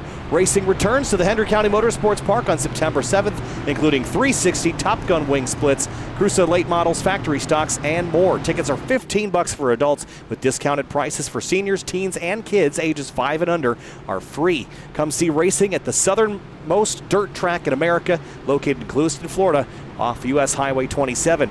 Visit henryracing.com for more information. Bear with me as I learn all my new ad rolls.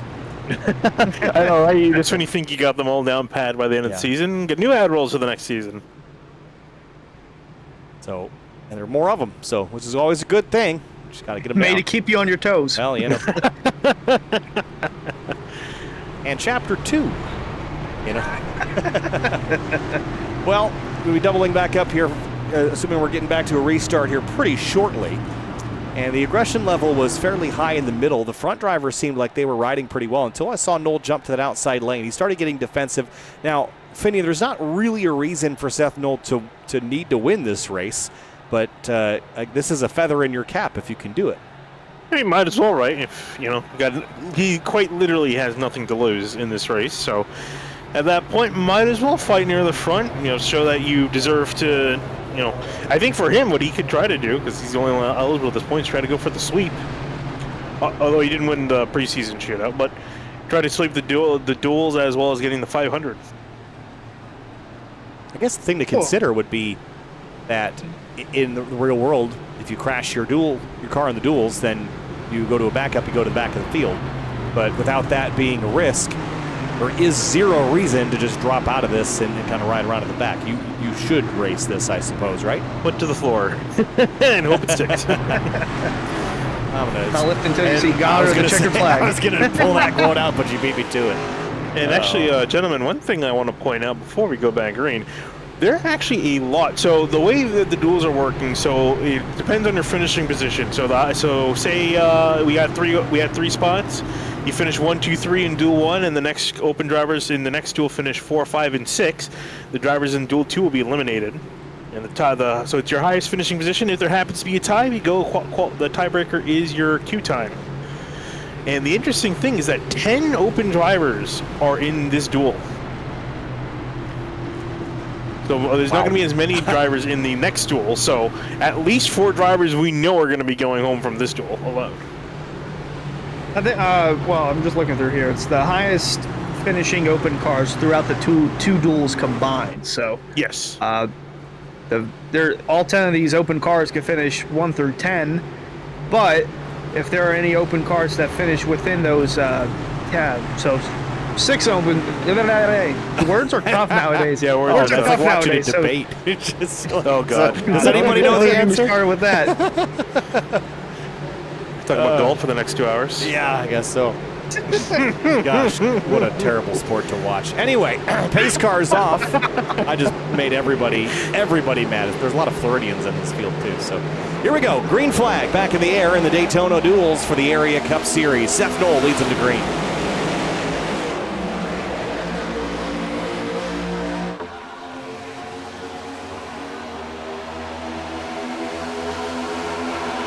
Even start there. Matthew Morton in the 18 on the outside lane, getting a shot from the 22 at Dom DeLeo, and they're dead even here. Big push from the outside lane out of turn 2. And Matthew Morton leading the field, open driver trying to lock his way in, trying to see if he can win this thing, so he can definitely lock his way in through the order, but drivers leading out on the bottom. It was the Fizikis guys trying to do a top-to-bottom maneuver. One car got through, one car got sucker rolled. That's the 24, Michael Kearney, trying to get slid in on the bottom there with Nathan Jump, but that wasn't meant to be, as Seth Knoll was still there, so he's the car that's in the sucker hole now, but finally down towards the bottom. Up towards the front, though, Jua in the 13 jumped up to lead the outside, and the 1 of Knoll jumps up again to lead the outside and take over as the race leader. Yeah, Knoll's being very aggressive right now, and that 13 is going to follow him through. Matthew Morton is now third in line. He's got the 5 of Garrett Grant right behind him, and the 22 on the bottom, not having the momentum he needs to move forward. And Jua's got a very strong run this evening. That 13 car has been up here and on it. Started 7th, running 2nd right now down the Daytona super stretch. Yeah, a massive push on the backstretch. He was struggling in that first run to really get a momentum going forward as the leading car, but as a pusher, really strong, completely pushed the 1 out to the front, though. He's got to be careful because that engine's going to start getting hot. He needs to get some clean air at some point. Now looking at the bumper of Jua in the 13, Garrett Grant in the 5 you just saw there made the move to the inside to leave the bottom lane now. With the Leo pushing in close pursuit, but Jua pushing the 1 of Knoll to the front. Yeah, looking really good, but now he lifted off center of the corner, and it's the short way around for the bottom drivers, Finian. Yeah, he had to let off, and look at how much speed they lost on the back straightaway now as the number 5, Garrett Grant, able to take the lead. He inherited the lead of that bottom lane. Then it's Dom DeLeo in the 29 Ethan jump on the bottom.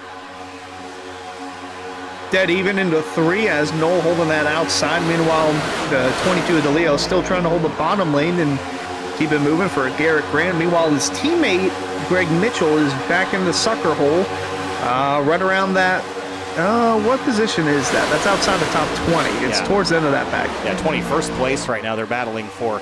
They were 3 abreast back there, kind of all alone by themselves. Knoll drops to the bottom, right ahead of Garrett Grant. Big aggressive moves to try to control the field. And the Angry Hornets align nose to tail in the bottom of the racetrack. Trying to push hard, trying to push strong to the front. That bottom lane's got it hooked up, and it's actually a very similar situation we saw in the first run. That outside lane is not quite able to get there with the 13 leading. And the number 18, Matthew Morton, trying to push that 13 to the front. A couple of rookies there on that outside lane, Morton and Jua, so starting to get a little bit of chemistry going as the 1 gets moved to the outside, Grant to the inside. He'll lead that lap with 18 laps remaining. And every time that 1 jumps to the outside of the tri-oval, it checks everybody up. And the tri-oval, I think that kink on the front straightaway is the hardest corner on this racetrack, and it doesn't even count as one. The track narrows up, the banking climbs, but it doesn't climb high enough to really settle into like the corners. You see a lot of crashes in the tri-oval here at Daytona. Big move, 18 to the bottom. He's going to take Beckner with him. Get tired of being out in front of the 13, or no, actually 13 going to slot himself in front of the 18, whether he likes it or not, and now they will go to leave Seth Knoll to dry. And a charge on the bottom with Beckner in behind in 3rd, and he's going to immediately try to go to the top here, and here comes the 18 with the block. A lot of 3-wide racing behind the front 4 as you saw Beckner there move up to the outside with Matthew Morton, and it's still going to be Jua leading at the line on the bottom 3-wide there with one of the Springer cars in the middle. I believe that is Ricky Springer himself. Well, Cameron Hearn jumps up to the outside of Travis Beckner, and Michael Curhan is back for more. He's going to jump up there with him. Fellow Ford driver heading down the back straightaway, right up to the outside wall. He's almost making contact with it. Hearn goes to the center, and Curhan follows him through past the 18. Yeah, I don't think they wanted to stick with the 28. The 28 of Beckner threw a huge block on Hearn and said, you know what, I'm going to leave you and go to the front myself. So off he goes with his teammate in the 24, pushing 3-wide stack up near the back as everyone's gotten shuffled out of line, including Morton and Beckner being sent to the back. So that was actually the 1 of Seth Knoll that was dropping to the rear, not Ricky Springer, but Matthew Morton was up there just a lap ago fighting for the lead, and then he got left on the outside lane. A little bit of disconnect throughout the pack. This is almost 2 packs starting to form, but up front it's Jua, Grant, and DeLeo, the top 3. On the bottom of the racetrack, Jua leads the way in this 13. He's been very aggressive, and now he's got the top spot. He's going to chase Garrett Grant over to the center of the racetrack.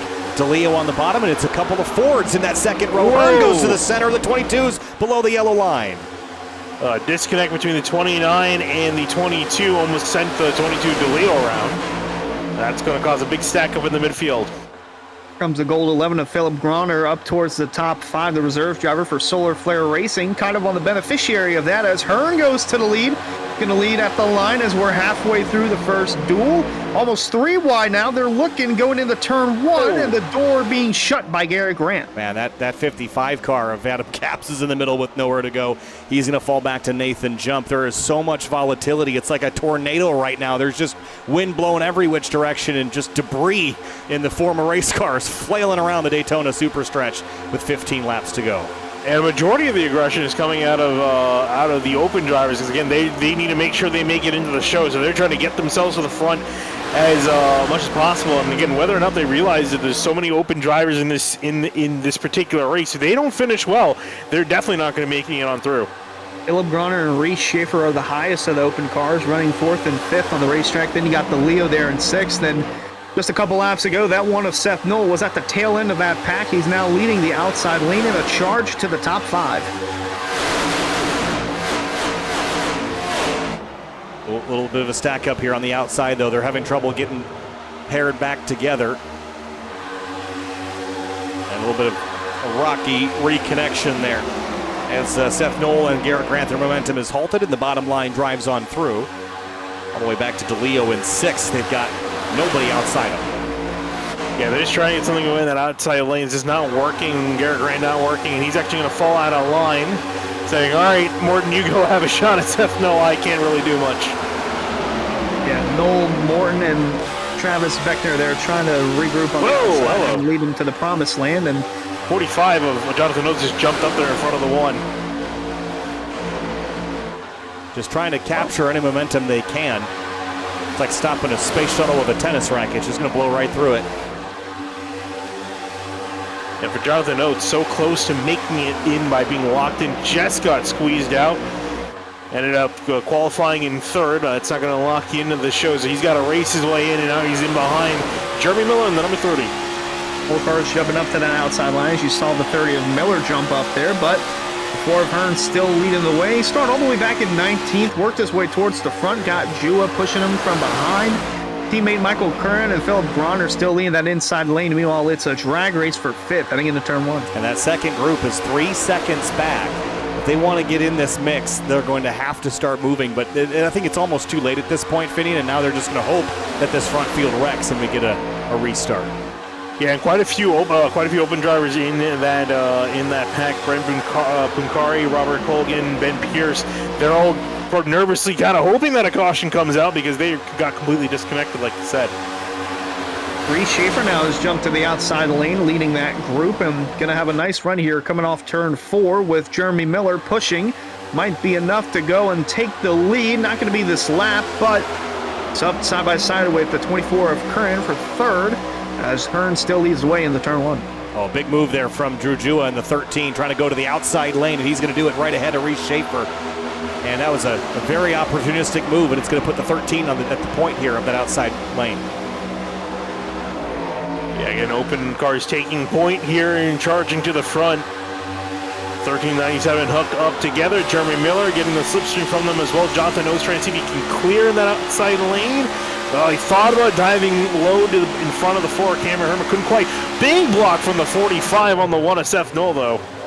Yeah, they were even checking up just in front of them with Jua and Schaefer, just trying to make ends meet. And another block. Seth Knoll, yeah, you see that right there. Seth Knoll in the middle of that 3-wide situation. The 45 of Oates with a big block, but now that outside lane's a little bit disconnected as they're heading into turn 1. The 4 jump up to meet that outside groove, and the 24 is going to do it as well. Big checkups on the bottom between the 11 and the 22, and everyone's disorganized now. Big runs coming here when they get disorganized. The 4 drops to the bottom to take advantage, but he's got no help. Oh, and the 45's got a big run, but nowhere to quite go at the moment. Cameron Hearn's going to fall back on that inside lane. Miller going to dive to the middle to get around the 4. That inside lane got completely destroyed. And now Philip Bronner's in the middle of that as the outside lane is pulling through. Still a little bit of disconnect throughout the rest of the field. Ryan Swan in the 20 has made his way inside the top 10. He was our only caution of this duel so far. Now at the stripe, 9 to go, being led by Jua. Might have been our only one so far, but I have a hard time believing it's going to be the last with the aggression level as high as it's been so far. Now the outside lane prevails. The 45, Jonathan Oates takes the elevator all the way to the ground floor and drops in front of the 30 of Miller. Oh, that was an aggressive move. He's been making some. He doesn't care who he's racing with. He doesn't care if these guys have been champions in the series or dominating the series. He's cut off the 1. He's cut off the 30. He wants to make sure he gets on through. He was one spot shy of locking himself into the Area 500, but got bounced in qualifying. Now trying to secure a spot with a win in this duel. Earned to the outside with DeLeo behind, but not enough of a run to generate on the 2 leaders up there as they're coming across the stripe with 8 laps to go. Yeah, the aggression seems to be paying off for the 45 and for the 13, but look at, no one is willing to stay in line. The 4 immediately ditches his drafting partner and drops to the bottom again. Yeah, everyone's been leaving themselves out there drying in the front. A lot of the teammates are kind of discombobulated, except for Fizikis. They're looking somewhat oriented at the moment, at least with DeLeo and Curran nose to tail, but they're, and as well as you can throw in Cameron Hearn, so they're dominating that bottom line, but not as much as they would like compared to the outside line. Oath and Miller working well together. Whoa! There goes the 45 into the sucker hole. Oh, big slide up the racetrack, the 30 of Miller, and the 45 in the center, as you pointed out, Finian. He's going to drop like a stone in a pond. And that's exactly what he did not need, Hunter. Not at all, as they come across the stripe with 7 laps remaining. Philip Gronder now going to try and lead outside with not 609 spot. Solar Flare teammate Seth Knoll heading into turn 1. Meanwhile, the Fizikis duo of Hearn and DeLeo lead the way. Now that outside groove, the 28 of Travis Beckner lining up with the 18. Matthew Morton, could he get a big shove down the backstretch? Big blocks there from the 30 of Miller. And lots of sideways movement there as cars try to get aligned and go in the right direction. Seth Knoll does not, though. He's been trying to make these charges to the front, but then he comes up, gets dropped back, comes up, gets dropped back again. And he's actually going to be reunited with his reserves teammate, the number 11 of Philip Groner. 30 is all Miller over now. Gosh, he's just been left, right, slicing and dicing, Hunter. Trying to jump to the outside, but doesn't have enough momentum up there to get a run, so he's going to stay single file on this bottom line with 6 to go as they're rolling through turn 2 and onto the backstretch. Hearn still leading the way. He's got the 22. Maybe that's friendly behind him. A couple of Fords lined up. Michael Curran as well. See the check up there and a big shot to the rear bumper. Huge shot to them, 3 wide in the middle of the pack. The number 13 of Jewett just trying to figure out where to go. Nowhere for him to go. There's a 78 of Payne leading that outside lane, trying to get something going near the front. Can't quite get there though. They have the right idea, though, because the bottom 3 on that inside lane are all Fizikis related. So going to be interesting trying to navigate their way around that with the 17 of Ed Shearer Jr. and the 30 of Jeremy Miller. The purple and black cars 1-2 at the moment. And they push each other all the way to the pointy end.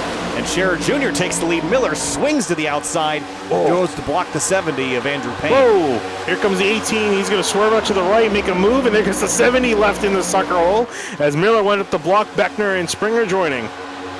Miller goes down the block in turn 3. Matthew Moore and Travis Beckner now leading the outside lane. Ed Shearer Jr. giving a big push to the 30, coming out turn 4. When they cross the stripe, it'll be 4 laps remaining here from Daytona. Running out of time. Are you in or are you out? Qualifying for the 6th Area 500 has been fierce tonight. Thousandths of a second in open qualifying, or single car qualifying rather, and then you get this opportunity to race your way in. It's like someone tossed a grenade into the room. It's just chaos right now. Down the back straightaway here, Miller, Shearer, Hearn lead on the bottom, and the 18's just trying everything to keep the 1 and 28 behind them. Yeah, and again, really these drivers are racing so hard, the open drivers, because even if they finish well here, you have to finish well enough to the point where the open drivers in Duel 2 can't pass you. Finishing high on the track as the 4 makes an elevator move top to bottom around Miller, and he's going to get flanked by Fizikis around the top and the bottom. Fizikis on the outside and inside, Jeremy Miller in the middle of that 609 machine as now that's... Oh my gosh! Contact with the 29 to 22, and there's the wreck. And 30's hard in the wall. Nope, we're green. Oh, maybe not for long. There's the yellow. There it goes. That was a long wreck. It took all the way through 1 and 2 for that to finally trip the 17 around. And there was some big damage in that. The long one at Daytona. It was inevitable, though. The energy level was just insane. And I kicked off with the 29 and the 22 making contact here near the front of the field. I'm not sure if Jump got too big of a run, or the 22 checked up. Oh, the 17 actually hit the back. Oh, yeah. And actually set the whole thing off. And then 97, I think, gets the shortest end of the stick right here, because watch the 30. Bam, and then the whole bumper comes off that. 70, 51.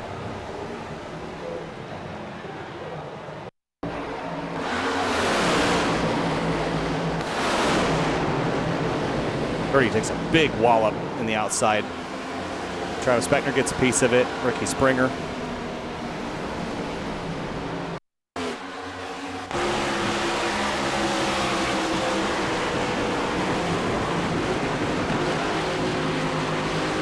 Whew. A lot going on there.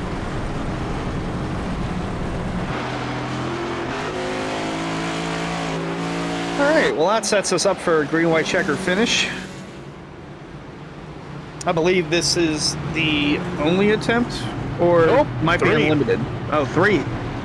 Okay. New rule for this season: 3 attempts at a green-white checker. So it's gonna be fun. we won't see 5 overtime restarts like we did yesterday for the Cup race. No, 3 attempts at this. I don't think it's going to take 3. Usually, the way that these plate races go is you get to the white and then all bets are off. I really do love that they never changed that rule for iRacing. Yeah. Well, it's like not just race to the line. What was it about God or a checkered flag? Foot to the floor. Right. Well, we got 2 laps until green here. Well, we've got a moment. We'll thank Elite Entertainment, a new partner here this season. They'll be a partner with us all year long. Add some life to the party this summer with Elite Entertainment. Located in Boiling Springs, South Carolina, Elite Entertainment provides high-quality band production to entertain at any location, including karaoke, Singo, which I guess is music bingo, Singo? Sing with a hard G. Singo, music bingo, yes. And more. You can visit Linktree/Elite Entertainment LLC for contact information. Music. What is music bingo? You just play a song and you mark it on a board? I would assume so. I've never played it either, but it sounds fun. Yeah, I was gonna say, it really sounds fun. I found it actually. Let's see, music bingo. How does it work? So you receive a card with printed titles of printed song titles on it. And then they will play a part of the song, and you have to try to. Oh, okay. So they'll play a song, and basically, if you have the song on your card, you get the square. And you can sing along with it. Can't really sing along with regular bingo. No, you can't. You get kicked out of the old people home. How would you know? I got kicked out. Oh boy. Jay Raybay says, songs replace the numbers, long story short. That would have been an easier way to describe it. Yes, that wasn't easier. I was just reading off the website. The website made it too wordy, okay? They have an official website for Singo? Yes, they do. Oh. All right, well, we should be getting our 1 to green this time by, with the pace car lights will turn off. I have a nice story. Our Grid Life Motorsports director, Adam Jabay, was all excited about buying a brand new pace light for our safety car at Grid Life, and sent me a link. It was like $150. I said, that seems awful cheap, Adam. But we show up to the racetrack, and well, he has a Honda Fit that he put it on, and the mounts were too wide, so he had to put it on diagonally. Oh boy. And then the first thing that the corner worker said to me up in the flag stand was, man, that pace light is dim, and you could hardly tell it was even on. And then the Mid-Ohio safety trucks come out, and you could probably see those things from California. They were so bright. So I guess you get what you pay for, long story short. Yeah, pretty much. Yeah, I was going to say $150 does seem a little bit on the cheaper end if you need especially really bright lights during the day. Yeah, so that didn't work out so well. Buy yourselves another one. All right, doubled up for the restart. Quick look on the left. This is your running order here as it is with manufacturers, and good mix in there. Not a lot of bow ties though, Finian. And while you're always looking to work with a teammate if you have one, If you don't have one, your next thought would be the manufacturer alliance. But for the bow ties, it's few and far between up there at the pointy end. Yeah, I was going to say the big thing, though, is, again, for the open drivers, it's going to be me, myself, and I working to the front. If you somehow have any friends, work with them. And that's going to be big, I think, for drivers like the number 11 of Philip Groner. Because, again, he's got 2 teammates in this race that can help him. Do you have 2? Or just 1? I think just Seth Knoll. To try to help him to get near the front, because there's one more car for them to work with in the 500. But we will see, as all 25 drivers still out there running. And we'll see who's going to be taking it here. 2 laps to go. First attempt at a green-white checker. Yeah, 3 open cars inside the top 10 real quick. Philip Groner, Reese Schaefer, and Nathan Jump inside the top 10. Oh boy, pace cars off. 2 laps to go. If we get a yellow before the white, we'll re-rack him, restack him, and try it again. Green flag back in the air in the Area Cup Series. Duel number 1 for Daytona. 13 slides up and in between Hearn and Matthew Morton. Give them some time to build some momentum, and it'll be just as chaotic as it was prior to the yellow. Watch that 11. Yep, trying to make some moves to the front. Knows now is the time to strike while there's no cars on the bottom lane, although he's going to drift back a little bit as Dom DeLeo gets up to snuff as he picks up Nathan Jump behind him. 3 wide towards the back, but Philip Groner is slow on that bottom. It's all the cars on the outside lane. Now here comes Reese Schaefer, going to try and lead the inside line. I thought he lost his nose. Whoa, there it goes. Oh, no! Crash. We're still green. Everyone's facing the right direction. Do we get to the white flag? The white is out. I think we will. We will get to the white flag. Holy cow. A bunch of destroyed cars on the front straightaway, including Seth Knoll back there. Up front, it's all Fazekas, though. Curran and Hearn leading the way with Jua and Morton running 3rd and 4th as they work their way down the backstretch for the final time. Michael Curran, Cameron Hearn, nose to tail. There's only really 4 drivers in it. I don't know that the rest can get there. The 13 goes to the bottom. The 24 goes to block contact. The 4 is going to go for a wild ride. He's going to end up in the grass. And then there were 3. I was going to say, I don't think Jua and Morton really want to risk it that much because they're locked in as it stands right now. But Jua's going to go for the win around Michael Curran, and Curran has nothing for him. Checkered flag. Drew Jua is going to win Duel 1 at Daytona. Wow. And the chaos we expected was there. Drew Jua gets it done. And celebration time. Looking to go for a run. Gonna go take a lap around the house after that one. Take a lap around the neighborhood. He was holding in a race car P there, I think, maybe. Michael Curran comes up a 10th short. But Reese Schaefer was the one that went around in a big way and took some people with him. Here's a look at what happened here. Well, this is just a classic case of the commentator's curse from Finian there. Yeah, I was like, oh, didn't he lose his bumper? And then he lost it. Yeah. Or almost lost it here. Oh, the one got clobbered there at the end. Yeah, I saw him get a good look. I wasn't sure from who it was from. Oh, and then there he's his bumper. Yeah.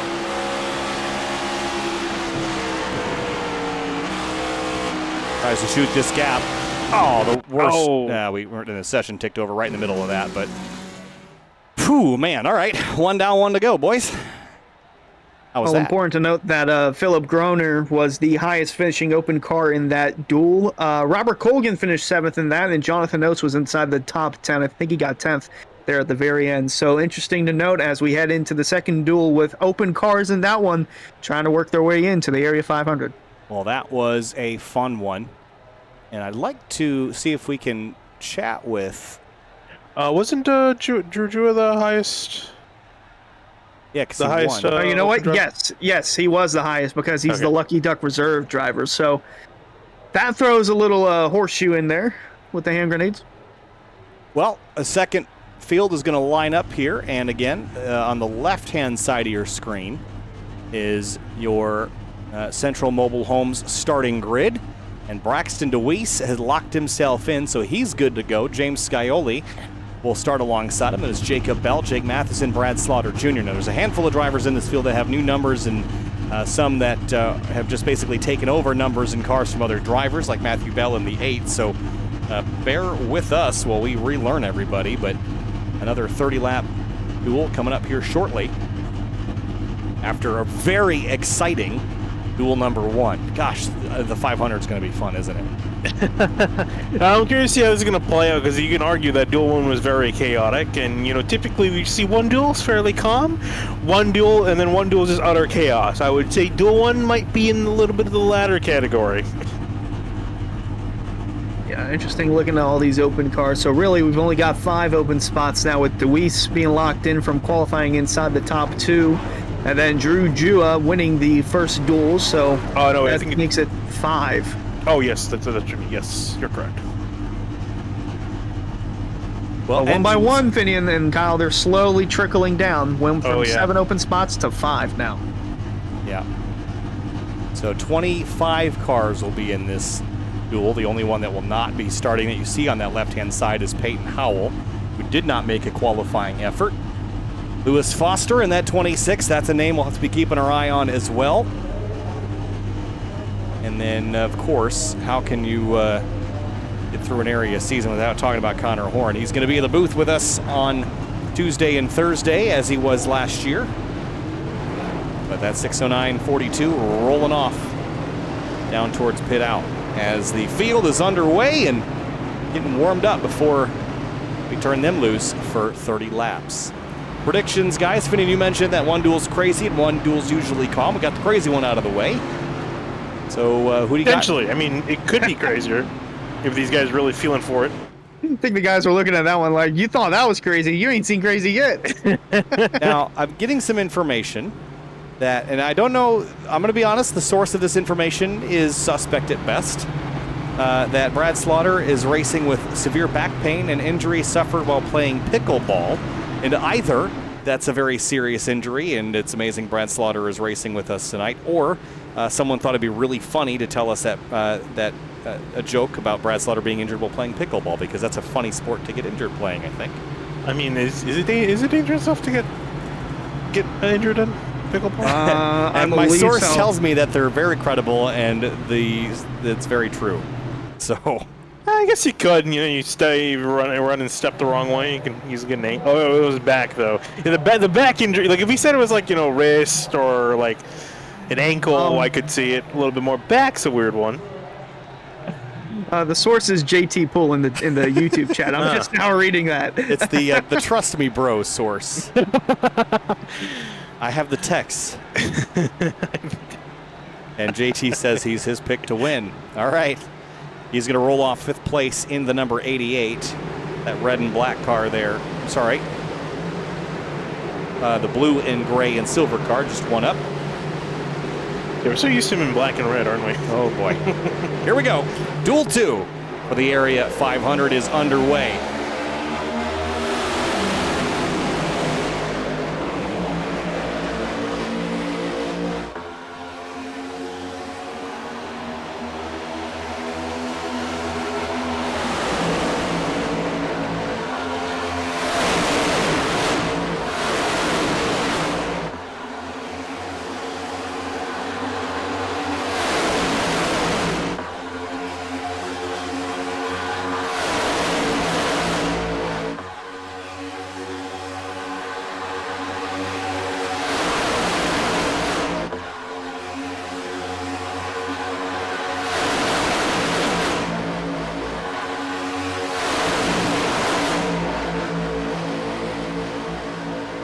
Lap 1 complete. Scioli, Matheson, Newbigging your top 3 first lap through.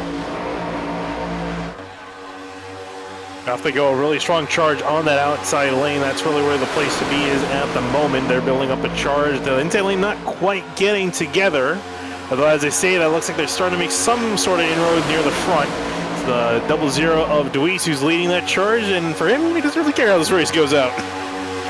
He's just kind of cruising for bruising, and he can afford to be involved in a wreck because of his starting position, which is 2nd for the Area 500, but it's for everyone else trying to start 4th, which is on that 2nd row, and currently being led by James Scioli on the outside lane. Matheson and Deweese holding the top 3 with Newbigging there, the 3rd car on the outside.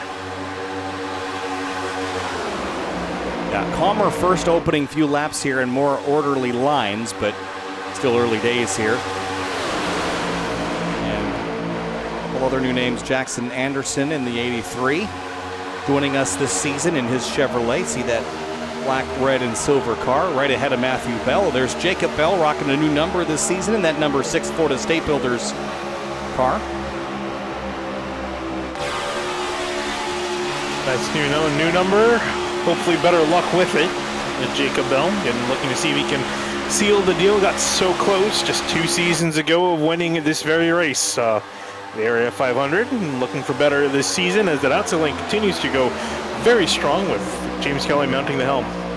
He knows how to methodically place his car in these certain situations at these plate tracks, so wouldn't shock me if he's up there towards the very end. But right now, leading that bottom lane is the 77. And that's a pretty unique paint scheme there of Berger leading the inside lane down the backstretch. Oh, big shove's coming now. I like that livery that he's got. Big shove from Braxton DeWeese. Got nothing to lose, that 00. Now that car reminds me of the old Dale Jr. National Guard scheme. Ooh, I see what you mean. Boy. Yep, and well, we're 3 wide now. Here comes the middle groove. That didn't take long. Nope, and that's the 83 of Jackson Anderson leading that charge. I want my track position, and I want it now. As the 83 charges, it makes a lane up through the middle, and they're actually working pretty well. Got the 42 Connor Horn in behind with the charge, and Bailey Turner as well, right in behind the 42's teammate. You can see them all. They were in sync, moving towards the bottom of the racetrack there with the 42 of Connor Horn leading the way. Side by side with Ryan Hartz for 6th on the racetrack, now trying to work their way up towards the front. You see a little check up there on that outside lane. The 42 and 25 are all full speed ahead. Yeah, they're moving up very quickly. These drivers have had experience racing each other before, usually as a competitor, not a teammate. Finney, it goes way back to 2020, 2019 even. Yeah, so for them, it's been a while to race each other directly, at least in that series. Whoa, as a little bit of a checkup between those two, but yeah, they've normally been at each other's throats, if I'm not mistaken, in the past. And now they got to work together, but they're working together at least flawlessly at the moment. Like you mentioned, they've been moving in sync with each other, and that's what they need. Whoa, as a little bit of a dive up front as Jake Matheson elects to go from the top to the bottom lane in front of the 42. It's like Kyle Busch and Brad Keselowski being teammates. Oh God, that would be something. Oh, here comes the 42 and 25 to the outside of Jake Matheson. Connor Horn, new race leader, going to take charge here on lap 6, now on to lap 7. Turner there in the 25 still pulling through with the 7 of Scioli and the pink Solar Flare Racing Machine in 3rd, heading into turn 1. Oh, look at the 7. He thought about dropping to the bottom, but I don't think he would get there before that gap on the bottom was filled by the 54 of Jake Matheson, who's sporting new colors and things, as you guys pointed out earlier, the Slinger Racing graphics colors, and a big shove from Seth Berger in the 77, who dropped back a couple laps ago and now has enough momentum to shove an elephant into turn 3. Quite the analogy there. It's the biggest, heaviest thing I could think of at the moment, next to a maybe a Cybertruck. baby elephant. I don't know if you can push a fully grown elephant. Saw a Cybertruck. I saw 2 Cybertrucks in the last day and a half, and they were equally as hideous. So, what a diss to elephants! I mean, wow. it's just a dumpster on wheels, man. I don't even dislike Teslas, but that one. Yeah, no, they definitely should have spent some more time in the design, Or just the design in phase. the design in the trash bin would have been a good place Yeah, to spend more time on. that very much too as well. But looking at the field though, again, the 609 guys looking very strong up near the top. They're controlling both lanes, or trying to control both lanes. The bottom lane really hasn't come to anything at the moment with Jake Matheson in the lead, and I think he's just kind of content with just sitting there. Nowhere else really for him to go. Doesn't really need to go that much forward. He's content in the moment. Seth Berger in behind him in the 77. Braxton DeWeese still third in line on the inside. On board with Horn going into turn 1. We're about a third of the race done as they're still trying to get that bottom lane rolling. The 54 of Matheson and the 77 of Berger there. But here comes a push from Bailey Turner to teammate Connor Horn. That was a big one there, too, a big shove. Bottom lane not gathering the momentum that I thought we'd expect to see. That outside is looking pretty solid at the moment. But again, I have to say that this has been significantly less chaotic than the first one, at least so far. Now, things can change on a dime here, Finian, but so far your prediction has been somewhat accurate. Yeah, it just always ends up that way. It's kind of weird. There's really no rhyme or reason for it. It just happens to be. We'll say there are less open drivers in this race, 7 as opposed to the 10 that were in the first duel. But they're all racing fairly calm and collected as we're a third of the way on through. And like you mentioned, that can all change. All it takes is for one driver to just step out of line, make a wrong move near the front, and everyone's going to be in for a world of hurt. Yeah, very orderly so far, as you see. No three-wide racing, just side-by-side, one lane on the bottom, one lane on the outside. Some shuffling here and there, but nothing too risky so far. Connor Horn's still leading the way. Matheson's still trying to find a groove on the bottom to get alongside the 42. He's been able to get alongside his Horn's teammate Turner, and the 7 of Skyley with the 77 of Berger still pushing the 54 of Matheson. Haley's been really tucked underneath Connor Horn's rear spoiler there for quite some time. I'm actually surprised he hasn't overheated. There's a bit of a gap growing there, but as soon as you do that, you're going to open yourself up for attack from the bottom. So Bailey's going to get right back to pushing the 42 down the back straightaway. Watch Berger do the same with the 54. And a driver that's been lingering in this top 5 is Douglas Newbegin in that Ocean Cleanup Chevrolet Camaro. Looking further back is a trio of Toyotas charging up the middle, being led by Brad Slaughter, and it's David Weiss or Mason Kane working their way on through the middle, and they're actually making some progress. Brad Slaughter listed as an open car here. He's won the Area 500 before. Got to go back to Season 2. One driver who's looking to claim his first Area 500 is David Weishar, riding in sim with him. You can see how much he's having to fight that steering wheel, running behind the 88 of Slaughter, making up some ground on the bottom lane. Well, watch the run they're going to get on the back straightaway. Where do you go with this? Watch Slaughter ahead. Got a huge head of steam, and there's just nowhere to go unless you want to do 3 wide, so they're going to have to lift big. And it should be noted, just taking a look at the Discords, I mean, Brad Slaughter is hanging out with the Swan Motorsports drivers there because, as an open driver, doesn't have any teammates, so might as well find someone to work with. It'll help you out. Watch the 8, Matthew Bell. Not even a reserve driver either, as we see the 8 of Bell's trying to peek his nose on the outside, going to force Doug Newbegin in the middle, and in the sucker hole he goes. So the 8 of Bell having to make the tough calls here. Going to run behind the 7 of Skyley, but moves himself one spot up and plenty of spots down for the 71. Yeah, we saw it coming because we were looking out back while the 71 was looking forward, and in that time, he got sucker-holed here. Dead heat on the back straightaway there. The 54 is pulled up relatively even, but now who can give a bigger shove? Watch Jacob Bell and Braxton DeWeese in that 00. Remember that 6th place 00. He's locked in, and all he's got to do is just have fun and hang out tonight, but he's not bowing out of it. P5 right now. Ooh, a bit of a sack up in that bottom lane. You see everyone moving out of line, trying to avoid getting involved. And looks like they'll continue onwards, but yeah, he's sitting in that 3rd lane in line, and there's Lewis Foster in the middle of all this in the number 26 machine. Kind of hanging out on that inside lane on the bottom. Holding his own there, the new driver for Slinger Racing Graphics Esports, and the Indy Next points leader. As he's working his way through down the backstretch, looking to become a part of his first Area 500 in his first start.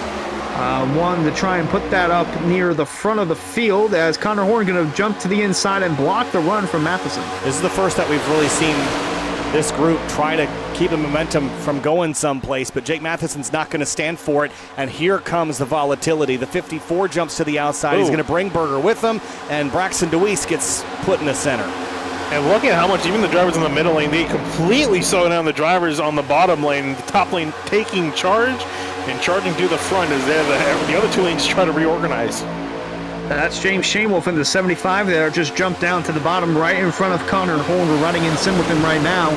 So he's going to try and push him and get back towards the front. And the 75 looking to make a name for himself and possibly put that car in victory circle at the end of this duel. But here comes the 77 of Berger to the inside. Yeah, big head of steam coming on that inside, the car on the apron, and there were 3 wide. Who thought I almost saw a car on the wall further on back. Uh-oh. Oh. Well, you might be speaking about 15 seconds in the future, Finian, because we're 3 wide back here. Yeah, sorry, I read too far through the script. Yeah. Whoa, look, the Berger's trying to hold off Matheson and took a swing at him and missed. 15 to go. Yeah, for now, at least near the front, looks like the order has been restored. Now with Jake Matheson leading over Scioli and Seth Berger leading that bottom lane in the 77. Seth Berger and James Shanewolf leading the bottom, but you see a mirror full of that 7, that bright 7 of James Scioli out the bumper of Jake Matheson. New race leader as we're halfway through this duel. Matthew Bell, Ryan Hartz, and Seth Berger rounding out the top 5, but 4 of those guys running the outside. Berger trying to get some momentum rolling on the bottom. Yeah, laps are starting to click off again. This outside lane has been pretty dominant, but as soon as someone 3rd, 4th, 5th on back has the clearance to do that drop to the ground floor from the outside, they can make a big head of steam. But you see the 8 can't do that now because Berger's in the way. The 7 wouldn't be able to have enough momentum to get anywhere. So if that outside lane gets clear of the inside 5 or so cars, then they've got the opportunity to really create something wild. But Berger's got a huge head of steam with Shane Wolf giving him a shove. Hayden will try to make some moves near the front. Unfortunately, can't quite get there as Seth Berger tries to control both lanes. He will around the 8. The 8 of Matthew Bell looking around the 7 of Scioli, puts him in the sucker hole. Whoa! Oh, Jacob Bell on the apron. Where do you go? It's a bad place to be. Yeah, they were checking up quite a bit. He's just going to go to the back of the pack here as not only does the inside lane have to navigate him, they have to navigate the 7 of Scioli because he's in the sucker hole. Oh, Mason Kane in the fence. Just scraped it. That's fine. A little scratch. A little buff out.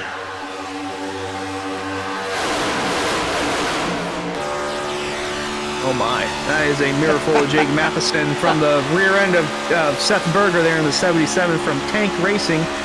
Looking to put himself on the 2nd row here by a win in this duel, but they're coming to 12 to go. Not sure how much he's going to have to fend for as the 8 and 3 teammates there for Solid Rock Performance coming to the front. Not sure if it's a graphic effect that that Slinger Racing has done to this car, but something about that, the mapping on that Toyota has a really realistic sheen to the gray. I don't know if it's a spec map or something, but the reflections look great on it. Is he I gonna would assume it's probably a spec map, but yeah, I definitely agree. It does have a realistic. has a more look to shine it. to it than the normal car does. But hey, it's getting too quiet, guys. 11 to go next time by, and it's pretty tidy out there. Oh, ask and you shall receive, I think. Because you remember, we have to consider the fact these open drivers are racing the guys from the first duel. And a lot of those guys finished well. Drew Jewell winning the duel, of course, and Matthew Morton finishing 3rd, Phil Groner in 5th, Robert Colgan in 7th, Jonathan Oates in 10th. That's what these guys are having to beat, so they need to perform well compared to the guys in duel number 1. Yeah, the open drivers. By the way, that time by and is leading the way on the bottom. Seth Berger with the 8 of Bell and the 3 of Hearts. Going to get a massive run here on the outside as there's a checkup going on with the bottom. Matheson going to try and regroup heading into turn 3. Big runs and dead even into 3. 2 by 2 by 2 all the way back. Coming to 10 laps to go. The 8 looking right, looking left, and he's going to go into the middle, but I don't know if that's going to work out. Who's going to follow him? That's the 3 of Ryan Hartz. And he's actually going to strand the 77. It looks like it, and up near the front, Shane will end up pushing the 54 out of the line. Matheson dropped back to the outside lane. Got picked up by Matthew Bell. That 77 drops all the way back to 11th. 3 wide racing throughout the pack as they roll down to the backstretch. Shane Wolf, an open car, leading the 2nd duel here with less than 10 to go from Daytona. Connor Horn, Connor O'Kresick, Jake Matheson, and Matthew Bell round out the top 5 as they're all single file on the outside lane. So Connor Horn has found his way back to the front, but he's missing his teammate, Bailey Turner, who rides 2nd in line on the bottom down in P8. I think they'd like to get hooked back together. They were pretty successful until they separated Finian, and we only got 9 laps to get back that way. Yeah, a lot of people are separated. I don't really see a whole lot of chunks of teammates really be able to get together and work together. It seems like everyone is kind of on their own at the moment. So it's kind of just work for yourself and get near the front. Whoa! 75 getting into 26 of Foster. Into the wall he goes, almost causing a wreck. Big moments happening in the closing stages of the 2nd duel as we were looking at Landon Cardolo the bright white 19 leading that. Well, I shouldn't say leading. He's behind the leader of that inside lane, which is Bailey Turner, who is now regrouped up towards the front with Lewis Foster leading on the outside lane. Here he comes in the 26 to the outside. And Bailey Turner noses ahead at the stripe, but just 8 laps to go now in Daytona Duel 2 for the 6th Area 500. And again, 2 even lanes. And again, teammates separated. Connor Horn on the outside, Turner on the inside. A lot of drivers just fighting for themselves right now. Everyone's fighting for themselves. The laps are winding down, and drivers need to decide, if they want to sit around waiting now, or do you want to... Oh, the 77 gets turned. Jacob Bell, hard to the wall, caution out in turn 3. And it looks like there's a few others caught in it. The 41 of Tyler Nichols. And Seth Berger managed to miss it, I think, by coming to a grinding halt. But first, look at all those race parts just scattered along the inside of turn 3 there. First caution of Duel 2 at lap 23 of 30. It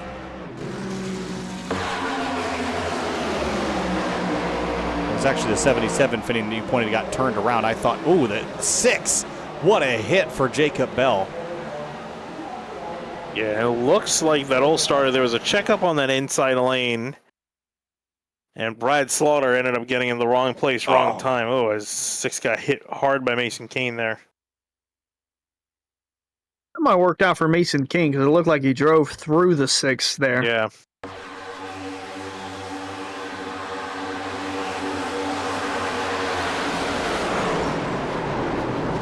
Oh, boy. James Shamwell from the 75. He might have gotten a little tap or two there, but he had a great view of that whole incident. David Weishart had a great view as well. A little scrape to the fence there, but did a nice job slowing to miss the 6. Let's see if you want to ride on board with Brad Slaughter.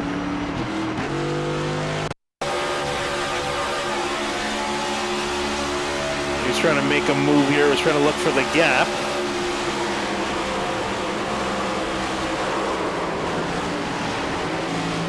Didn't manage to make it through with some left side damage. Here's Tyler Nichols. Look out, Joe Hendry. It's not going to be pretty. Couldn't see anything until the last second.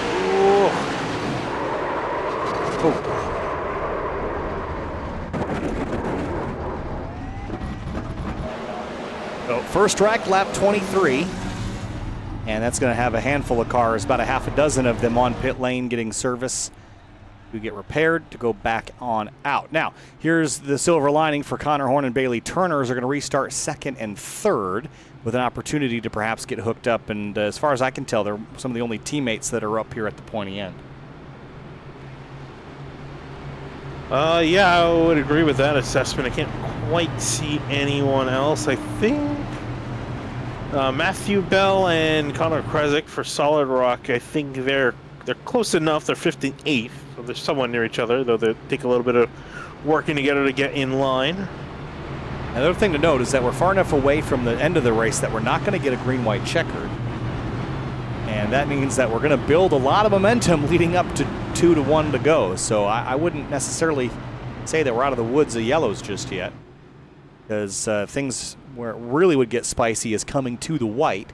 But on a green-white checker, you don't really have enough time to get wound up that high, but you certainly do if we start with 3 or 4 to go.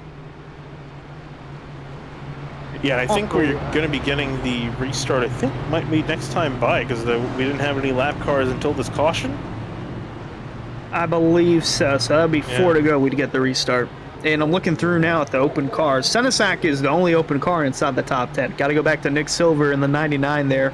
The next open car, then Jackson Anderson, and I was going to say Mason Kane, but he is a part of Swan Motorsports, so he is not an open car. But that's going to be huge because there's only 5 open spots, with Braxton DeWeese claiming the first one after scoring 2nd in qualifying, so he's automatically locked in. Drew Jua winning the first duel, so that brings it down to 5 open slots. So Groner, Colgan, Oates, and Nathan Jump are going to be looking at this pretty carefully, trying to see where the rest of the open cars slot themselves here at the end of the second duel.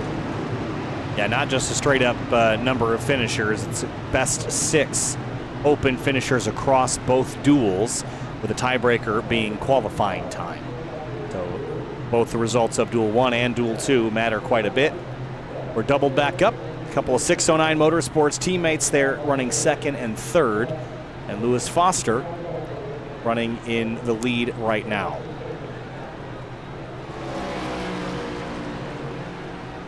Calm before the storm, I would say. right about now, we're going to get the restart, 4 laps to go, and like you mentioned, that's perfect amount of time for these guys to get up to speed and cause some chaos. Although that being said, we did see a lot of chaos in only that 1 lap we had for the one and only gridway checker we had for Duel 1.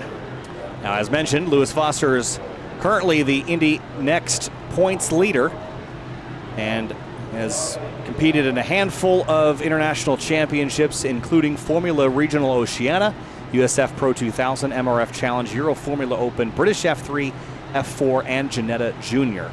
He's driven rally cars and competed in the British Touring Car Championship and is now competing in Indy Next, where he is currently leading the standings with 4 wins in 8 starts and 8 top 10. So having a phenomenal season there, joining us here on a Monday night to try to qualify his way in and try to win a duel here. And he's got 4 laps to hang on in that Navara-sponsored Toyota Camry. 5 laps to go. Make it 4 on the restart in Duel 2 for the 6th Area 500 into the restart zone, and it's a late start. Green flag back in the air.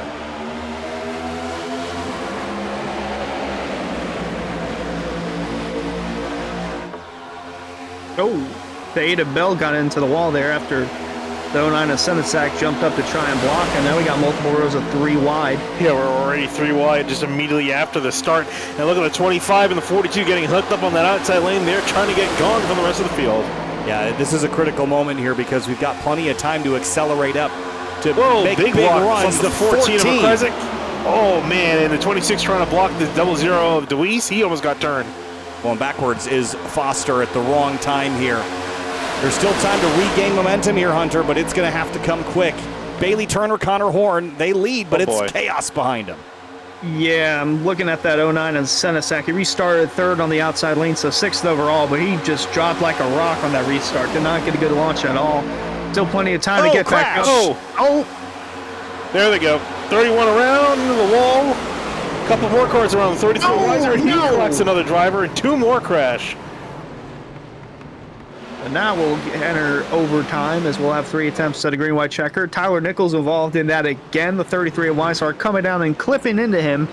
But man, oh man, we were in sim with Senesac there for a moment, but he just narrowly escaped that. Yeah, this happened kind of in front of him here. I'm going to have to slow this one down, guys, to have a look at how this starts, because it's just in the middle of a big pack here. But watch, is it the 00? Watch the 09 right there. Goes to go into the middle of the 00. He gets into Kane. The 9 gets shuffled off to the left. And then it's kind of 2 separate wrecks right here. And the 33 gets clipped in it. And then the 41, bam. Yeah, there's a collision with Jake Emery, who's unfortunately, he's going to be out of it. One of the open drivers trying to race their way in. His car is destroyed. Whoa! Is that Brad Slaughter working his way through? Might have been. Yeah, I think that's right on board here. Whoop. He got in. Yeah, he got into it. Yeah. Made through the second part. Yeah, 0-2 Jacob Emery. This is a hard hit.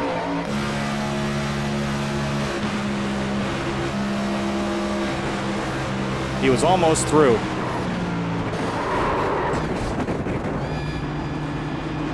Yeah, he got walloped there by the 33 of Weissart. He had the right idea of checking up, but then he got back in the throttle, and that's kind of where his trouble started again. Yeah, and it was, again, the 09 of Senesac. Got to go back a little further. So here's what he sees. A little higher up, though, on the top of the roll cage here.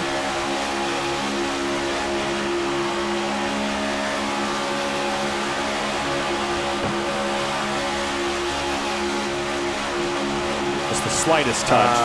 Yeah, off center. Of course, with these curved bumpers with the next-gen car, you have to be fairly square to make contact, otherwise you're going to risk getting another driver turned around. But now we'll be in a green-white checkered. We are in overtime now. We've got 30 laps. We're on lap 30 now. This would have been the last lap. But we're going to have 3 more to go.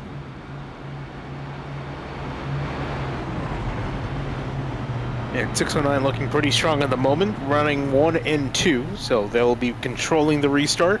Do you want to be controlling it, though, Hunter? With coming to a restart like this, you're going to have both lanes, but it's going to make everyone doubly aggressive behind you. And in this case, I think with Bailey and Connor both leading, they're both going to be looking out their mirror. So this is going to get interesting to watch on this restart. Unless there's an agreement between the two where one driver's going to let the other in and then just try and work together that way. They could very well just work both lanes. They have the opportunity to do that. Block both lanes at the same time. Connor Horn kind of strategizing right now with Bailey Turner how that's going to go. I'm not sure how they're going to work with that, but only time will tell. And how about Cardullo in the 19 running in 3rd in that unsponsored car? And making waves tonight, isn't he? Running P3 Finian after starting this race in 23rd place, one of the last couple of rows.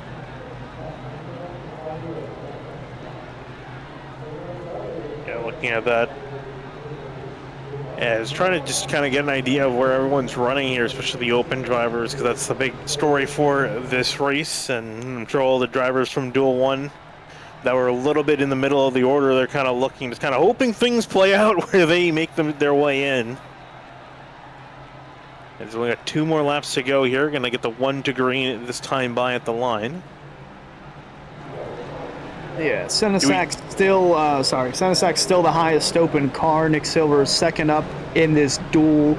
Then Jackson Anderson and James Shaywolf there inside the top 15 as we do get the 1 to go, so we'll be going green this time by. So now everyone takes a deep breath, and we're kind of in the same scenario as we were in Duel 1, where it's just making it to the white, but that's only half the battle. You have to survive the last lap, and that was that can be a pretty big challenge in itself once there's no risk of any yellow and moves get real big.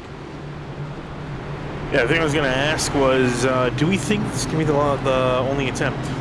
Yes, I think so. This pack has been, I know it got crazy there recently, but this group has been a little bit tidier than the first group, and they made it. I just don't think that there's enough time to really spin up the vortex, right? Like, it'll get chaotic on the white flag lap, but the entire first lap of the restart is mostly just getting up to speed. So you don't have the massive runs that cause those wrecks. Could someone make a mistake and trigger yellow? Sure. I just don't think that you're going to see it be as likely as if we had a 3 or 5 lap run to the end. Looks like also Brad Slaughter has retired down on pit lane, so he's definitely not going to be making it on through. Jacob Emery, of course, you mentioned he was involved. Another open driver, he's not going to be on through. Jacob Bell, missing his nose, but is still trying to run out there, see if he can make it on through. With some hope and determination. And some luck. It's going to need a lot of luck. It's the spirit of the modified that's inside the 6 right now. He's going to have to hope the majority of the field wrecks on the white flag lap, and he's going to snakes his way on through. Well, coming to the restart, it'll be working lap 32 of 33. Now 3 laps over our scheduled distance here for duel number 2 for the 6th Area 500. Who's going to win it, and what 6 open drivers advance to the Area 500? Bailey Turner and Connor Horn from 609, green flag.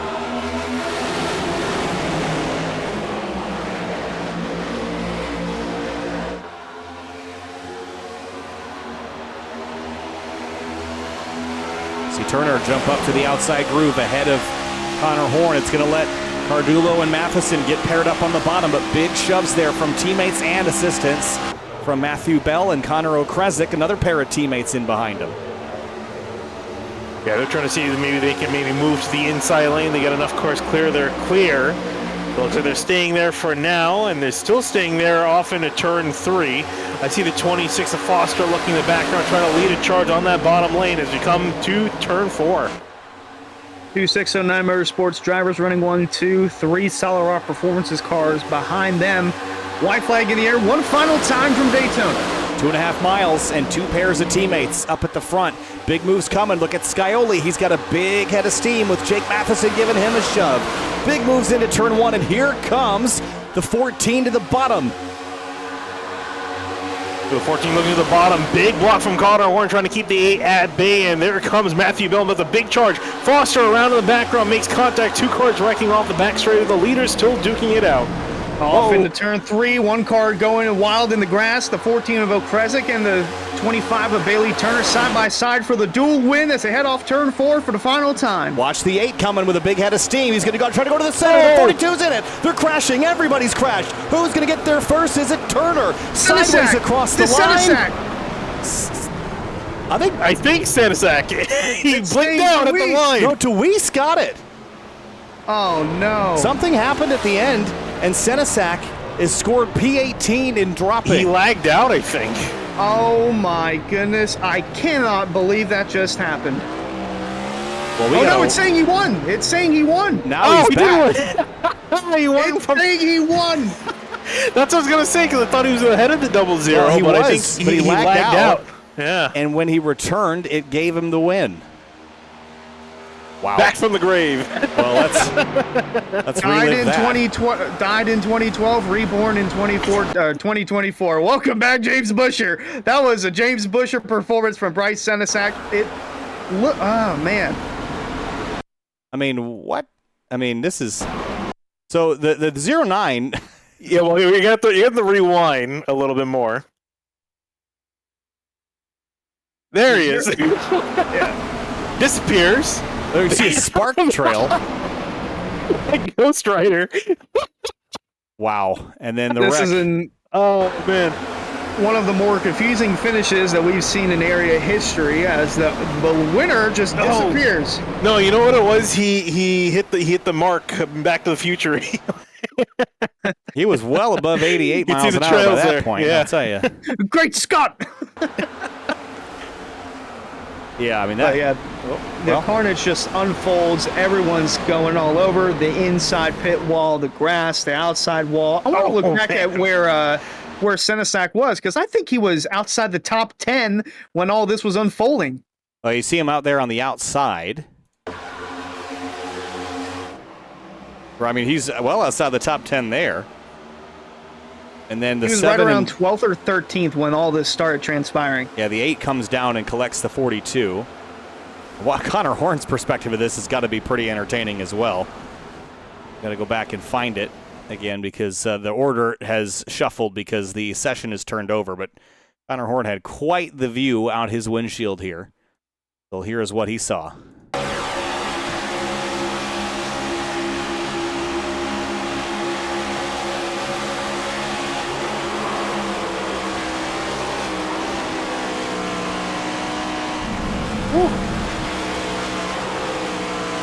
And then Braxton Deweese in the 0-0 also. I mean, he thought he had it, I'm sure, for a very long time because he's going to watch the 09 disappear.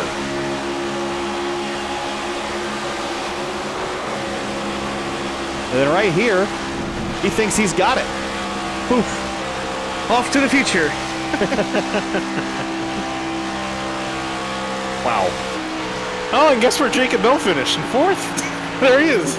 That is I said he needed a wreck. He needed a massive wreck. I said he needed everyone to wreck in front of him, and they did. That might have been enough to earn his way into the area 500. We're still waiting on official word, but I still don't know how I feel about that because we had Calamity come into the finish, and then the winner of the race, for now, just vanished. Yeah, I mean, every year something unprecedented, right? I mean, we've had the yellows come out, with coming to the white that, we couldn't ever guarantee that the leader had actually ever led the race and was still scored the winner. And now we have a winner that didn't even cross the line. I mean, the scoring and the rules, it's always takes the iRacing scoring, but I mean, if the driver wasn't there. I mean, I guess it compared to Senezak's time locally, right? And then as soon as he reconnected to the server, the data updated. I mean, he was leading by quite a bit. It's not like it would have been that close, but regardless, I mean, if you're Deweese, you got to at least throw your hat in the ring and say, hey, man, if he wasn't on the track. Well, at least with Deweese, he's locked in either way, right? So it doesn't necessarily matter too much to him, but I'm sure he would have liked the dual win. I think so. There's only one time I can recall where something similar to this happened, and this was quite a few years back with Ryan Swamp. So he was running around 18th or 19th in a truck race at Daytona. They're heading into turn 1 on the last lap. The entire field wrecks.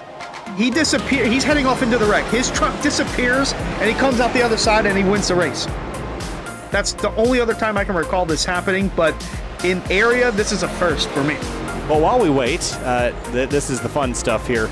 Just photos and a fun 3-lap race here at the end of this night, just to blow off some steam after a pretty interesting evening. We broadcast it last year. We might as well this. But we're still waiting for results to come in to tell us who is in and who is out. So bear with us. I see Carter Coop. He's typing away in our boy. Official chat. So I think he's getting that all sorted out as far as who made it, who's going to be out. It is going to be close because a lot of the guys end up finishing very well amongst the open drivers. Yeah, I would not want to be in charge of sorting out who was where. But, well, interesting night of qualifying and getting set for next week's race. Of course, we have all 3 series once again on SimTV, Mondays, Tuesdays, and Thursdays for 2024. And the Cup Series on Monday, the Truck Series on Tuesday, and the Florida State Builders Pro Series on Thursday. That'll be myself and Connor Horn on Tuesdays, then myself, Connor Horn, and Hunter Sleppy on Thursdays, and of course, Hunter, Finian, and I on Mondays. Now, Finian, we're getting some messages and notifications. Yeah, so those are the results from Duel 2, as far as for the open drivers. I think Carter's trying to sort them out as far as who's going to be moving on.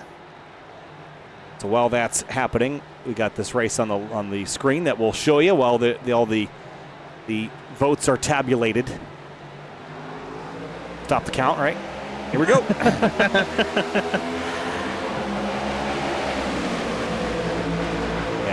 So this is going to set our field for next week, and then if you're not in it, Hunter, if you miss the 500, what's next for teams that don't make it? Well, just gotta go back to the drawing board and then recoup for the next race, which would be Texas, and that's a first for area. We have never been to Texas before, and we already know how much of a conundrum Texas is in itself in real life. So only can you imagine what it's going to be like in the sim. You know, we've had some pretty good races there. I'll be honest. It races a lot better in iRacing. It does race a lot better in the sim than it does in real life, begrudgingly. One of the few places that does, actually. So that's great. But meanwhile, 2 to go in this race. Bryce Senezak trying to win this one for sure, huh? I'll do it again. Now, if he mysteriously lags out of this one, someone's got to check his desk for a switch. No leg switch. Where's Ray Alfalo when you need him? Oh boy, here comes Mason Kane, big shove. Big moves here. It's just fun when you only have 11 or 12 cars in the race. You only fall down so far, so the aggression level comes way up. Yeah, those guys are just keeping their foot to the floor at this point. White flag for them. Blink and you'll miss a race here. 3 laps. White flag already out. Literally, blink and you'll miss it. But this is the area 7.5. And Connor Horn trying to redeem himself here. Brad Slaughter Jr. just trailing him down now. Can anybody build a run to beat him? Or is it a 2-man race here? We're still waiting on results, by the way. No, not reckoning yet. Still waiting on results, so you haven't missed anything. You're about to see Bryce Senezak really try to drive home the fact that we won. Here he comes. Here we go. Here he comes. Here he comes. He's got him this time. Racing redemption at his hands. The wheel is still and perfect. Oh, here comes longer still. The grass. Douglas Newbegin. Oh, and there they all go. Oh, up on the lid. That's Jake Nichols riding the wall. while everything was illegal. He's pulling a Corey LaJoy. Oh, man. All right. Oh, and as this race comes to conclusion, we have our order. Oh, well, that's... Gosh. Horrible crash. All right. With that out of the way, wow, that looks like Christopher Bell's Truck Series wreck from a couple of years ago. Man. Yeah, it did. Okay, all that aside. Here we go. Locked drivers are as follows, and there's a stipulation here, pending anything weird, that DeWeese, Juha, Senesac, Bell, Groner, Colgan, and Silver are the ones advancing and making it to the Area 500 next week. So Hunter, DeWeese, Juha, Senesac, Bell, Groner, Colgan, and Silver, they are in, pending anything weird. Final thoughts there on our Daytona qualifying. Interesting to note what anything weird is. I'll have to, after this broadcast is over, I'll have to go up and ask what they mean by that. But overall, pretty good, solid racing from both Duel 1 and Duel 2. Qualifying was more intense than what I thought it would be, with the open car locking himself in. That's DeWeese. And then, how about that? Both open cars won both duels. Drew Gia and Bryce Senesac. That is, I don't think that's ever happened before. And it was Seth Knoll that was our pole sitter, right? I'm remembering that correctly. Oh, let's talk to him. Seth Knoll, pole winner for the Area 500 in season number 6. Seth, you were very aggressive in the duel because you could be. No worries about wrecking the car. You were on pole next week and really kicking things off where you'd like to be. P1, can you keep it there next Monday? That's the hope, man. Hopefully we can capitalize a little bit better late, like we didn't do last year and like we did 2 seasons ago. Trying in P1. Finally got our 500 pole. I've been crying about that for long enough. I finally got it. But I appreciate the Solar Boys. We got Philip in the field, so we're gonna have 5 of us. He was able to make it in that first duel. And that's all I got. Well, Seth, hey, congratulations, man. This is going to be a fun one. Some new teammates to race with as well. And 5 of y'all in that race is going to be a blast to watch. Congratulations, and we'll see you next week. All right, I appreciate it, boys.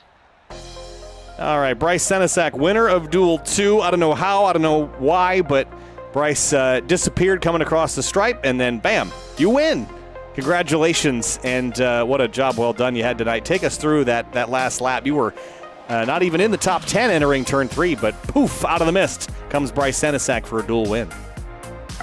Speechless. I mean, the second to last restart, I kind of got jumped there. I didn't expect the 8 to get on my outside, and I kind of got hung out in the middle and was inside was the right place. I don't know if the 00 net coated me or if he just came across me to cause that big one. But then last race I was like, I can't give up the outside. I can't be lazy on it. And I just stuck there. They all wreck. I get my foot in and I somehow won. So I mean, I could still see everybody. I know you guys couldn't even see me. Couldn't see the green car. How about that? But I mean, I was kind of freaking out there because I knew I was first across the line, but then it showed me like 18th, 19th, 20th. Like, I know I won that thing. And then even in the Discord or in the channel, they're telling me like, no, you won that. And eventually it showed me first. So insane. Eventually it did. Bryce Senesac, Duel 2 winner here for the Area 500. Good luck to you next week, Bryce, and thanks for chatting. Yeah, thank you. And it was Drew Jua that won duel number 1. It was a chaotic duel, to say the least, but Drew, congratulations. Duel 1 winner. Through all the chaos and carnage, you came out on top. Take us through your evening and get into the very pointy end right at the stripe. Yeah, it was all about saving those temps. I was working well with some of my affiliate teammates. We were just trying to keep up front, and with about 10 to go, we kind of got split 3 and fell all the way to the back, and I had a miracle run through the field and ended up getting the second, coming to the GWC, and we kind of split. There was kind of 2 little tandems, as me and Matt and Cameron and Michael, and Michael blocked it perfectly, and I guess Matthew thought I was going to go 3 and kind of collected him, and I looked back at it, and Cameron's car phased through my right rear, so how I was able to get even into turn 3 was pretty remarkable, and I think I made the move a little too early, but side drafted Curran just a little bit, and he was never able to get back to me. So 1 for 1 in my area career, and we'll look to go 2 for 2 in the Area 500. Well, we'll see you next week, Drew. Congratulations, and thanks for chatting. Yeah, thank you. All right, guys, that's going to wrap up our qualifying evening, and it was a long one, almost 3 hours of coverage here this evening from single car qualifying to the 230-lap duels. Finian, this is going to be a great area season, the strongest qualifying we've ever seen, the most cars we've ever seen. We're gearing up for something great in Season 6. Yeah, no, I've been loving it because the field has been getting stronger every single season. We've been seeing better and better drivers join this series. The competition has increased, and it just keeps getting a whole lot better for everyone overall. So cannot wait to see everyone get underway next week for the Area 500. Hunter? Yeah, I'm very excited that area is back as well, and no better place to kick it off than Daytona for not only the Cup Series, trucks on Tuesday, Pro Series on Thursday. Ready to get back into the full swing. It's been a long off season, Kyle, but I am more ready than ever to watch these cars go around the track at Daytona. Yeah, this is a big race for the area group, and of course, season number 6 of the Area Cup Series, coming in with it being one of the strongest rounds we've seen so far. I think that's all very exciting, but there's still a long way to go in the season and here at Daytona, because the Area 500 is coming up next week. I'm Kyle Heyer with Finian D'Acunha and Hunter Sleppy. Thanks so much for watching, and we'll see you next time. But on our way out, let's remind everybody why Daytona is such a big deal.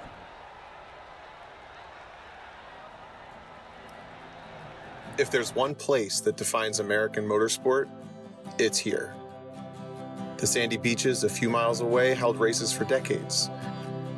It's where NASCAR was born.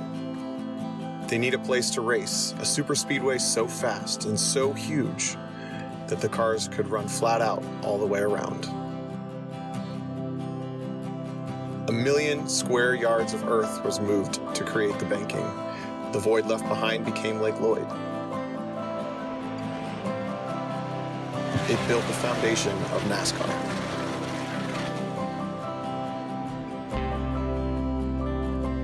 In the decades that followed, Daytona became hallowed ground.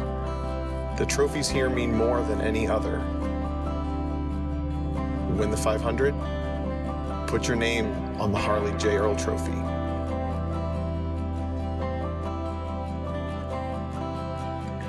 Win the 24 hours and strap a Rolex on your wrist. The banks are not always kind. They're not always fair. And while Daytona wins bring a statistical highlight to any career, it's the losses that make it seem pointless. But for every untimely ending, there is a triumphant healing.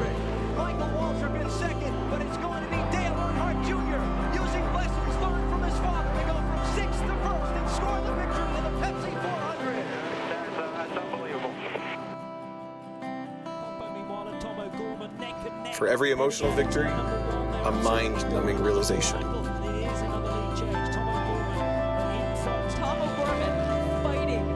I won at Daytona. Won the last TCR race of last year, Road Atlanta, starting things off. The checkered flag waved for me. It is victory for Tom O'Gorman and the LA Honda World Team. While it may be a highlight, it is only the beginning. Yeah, how could you not be smiling? I mean, if you'd have told me yesterday about this time that we'd be sitting here, I wouldn't have believed you. It's just the best day ever.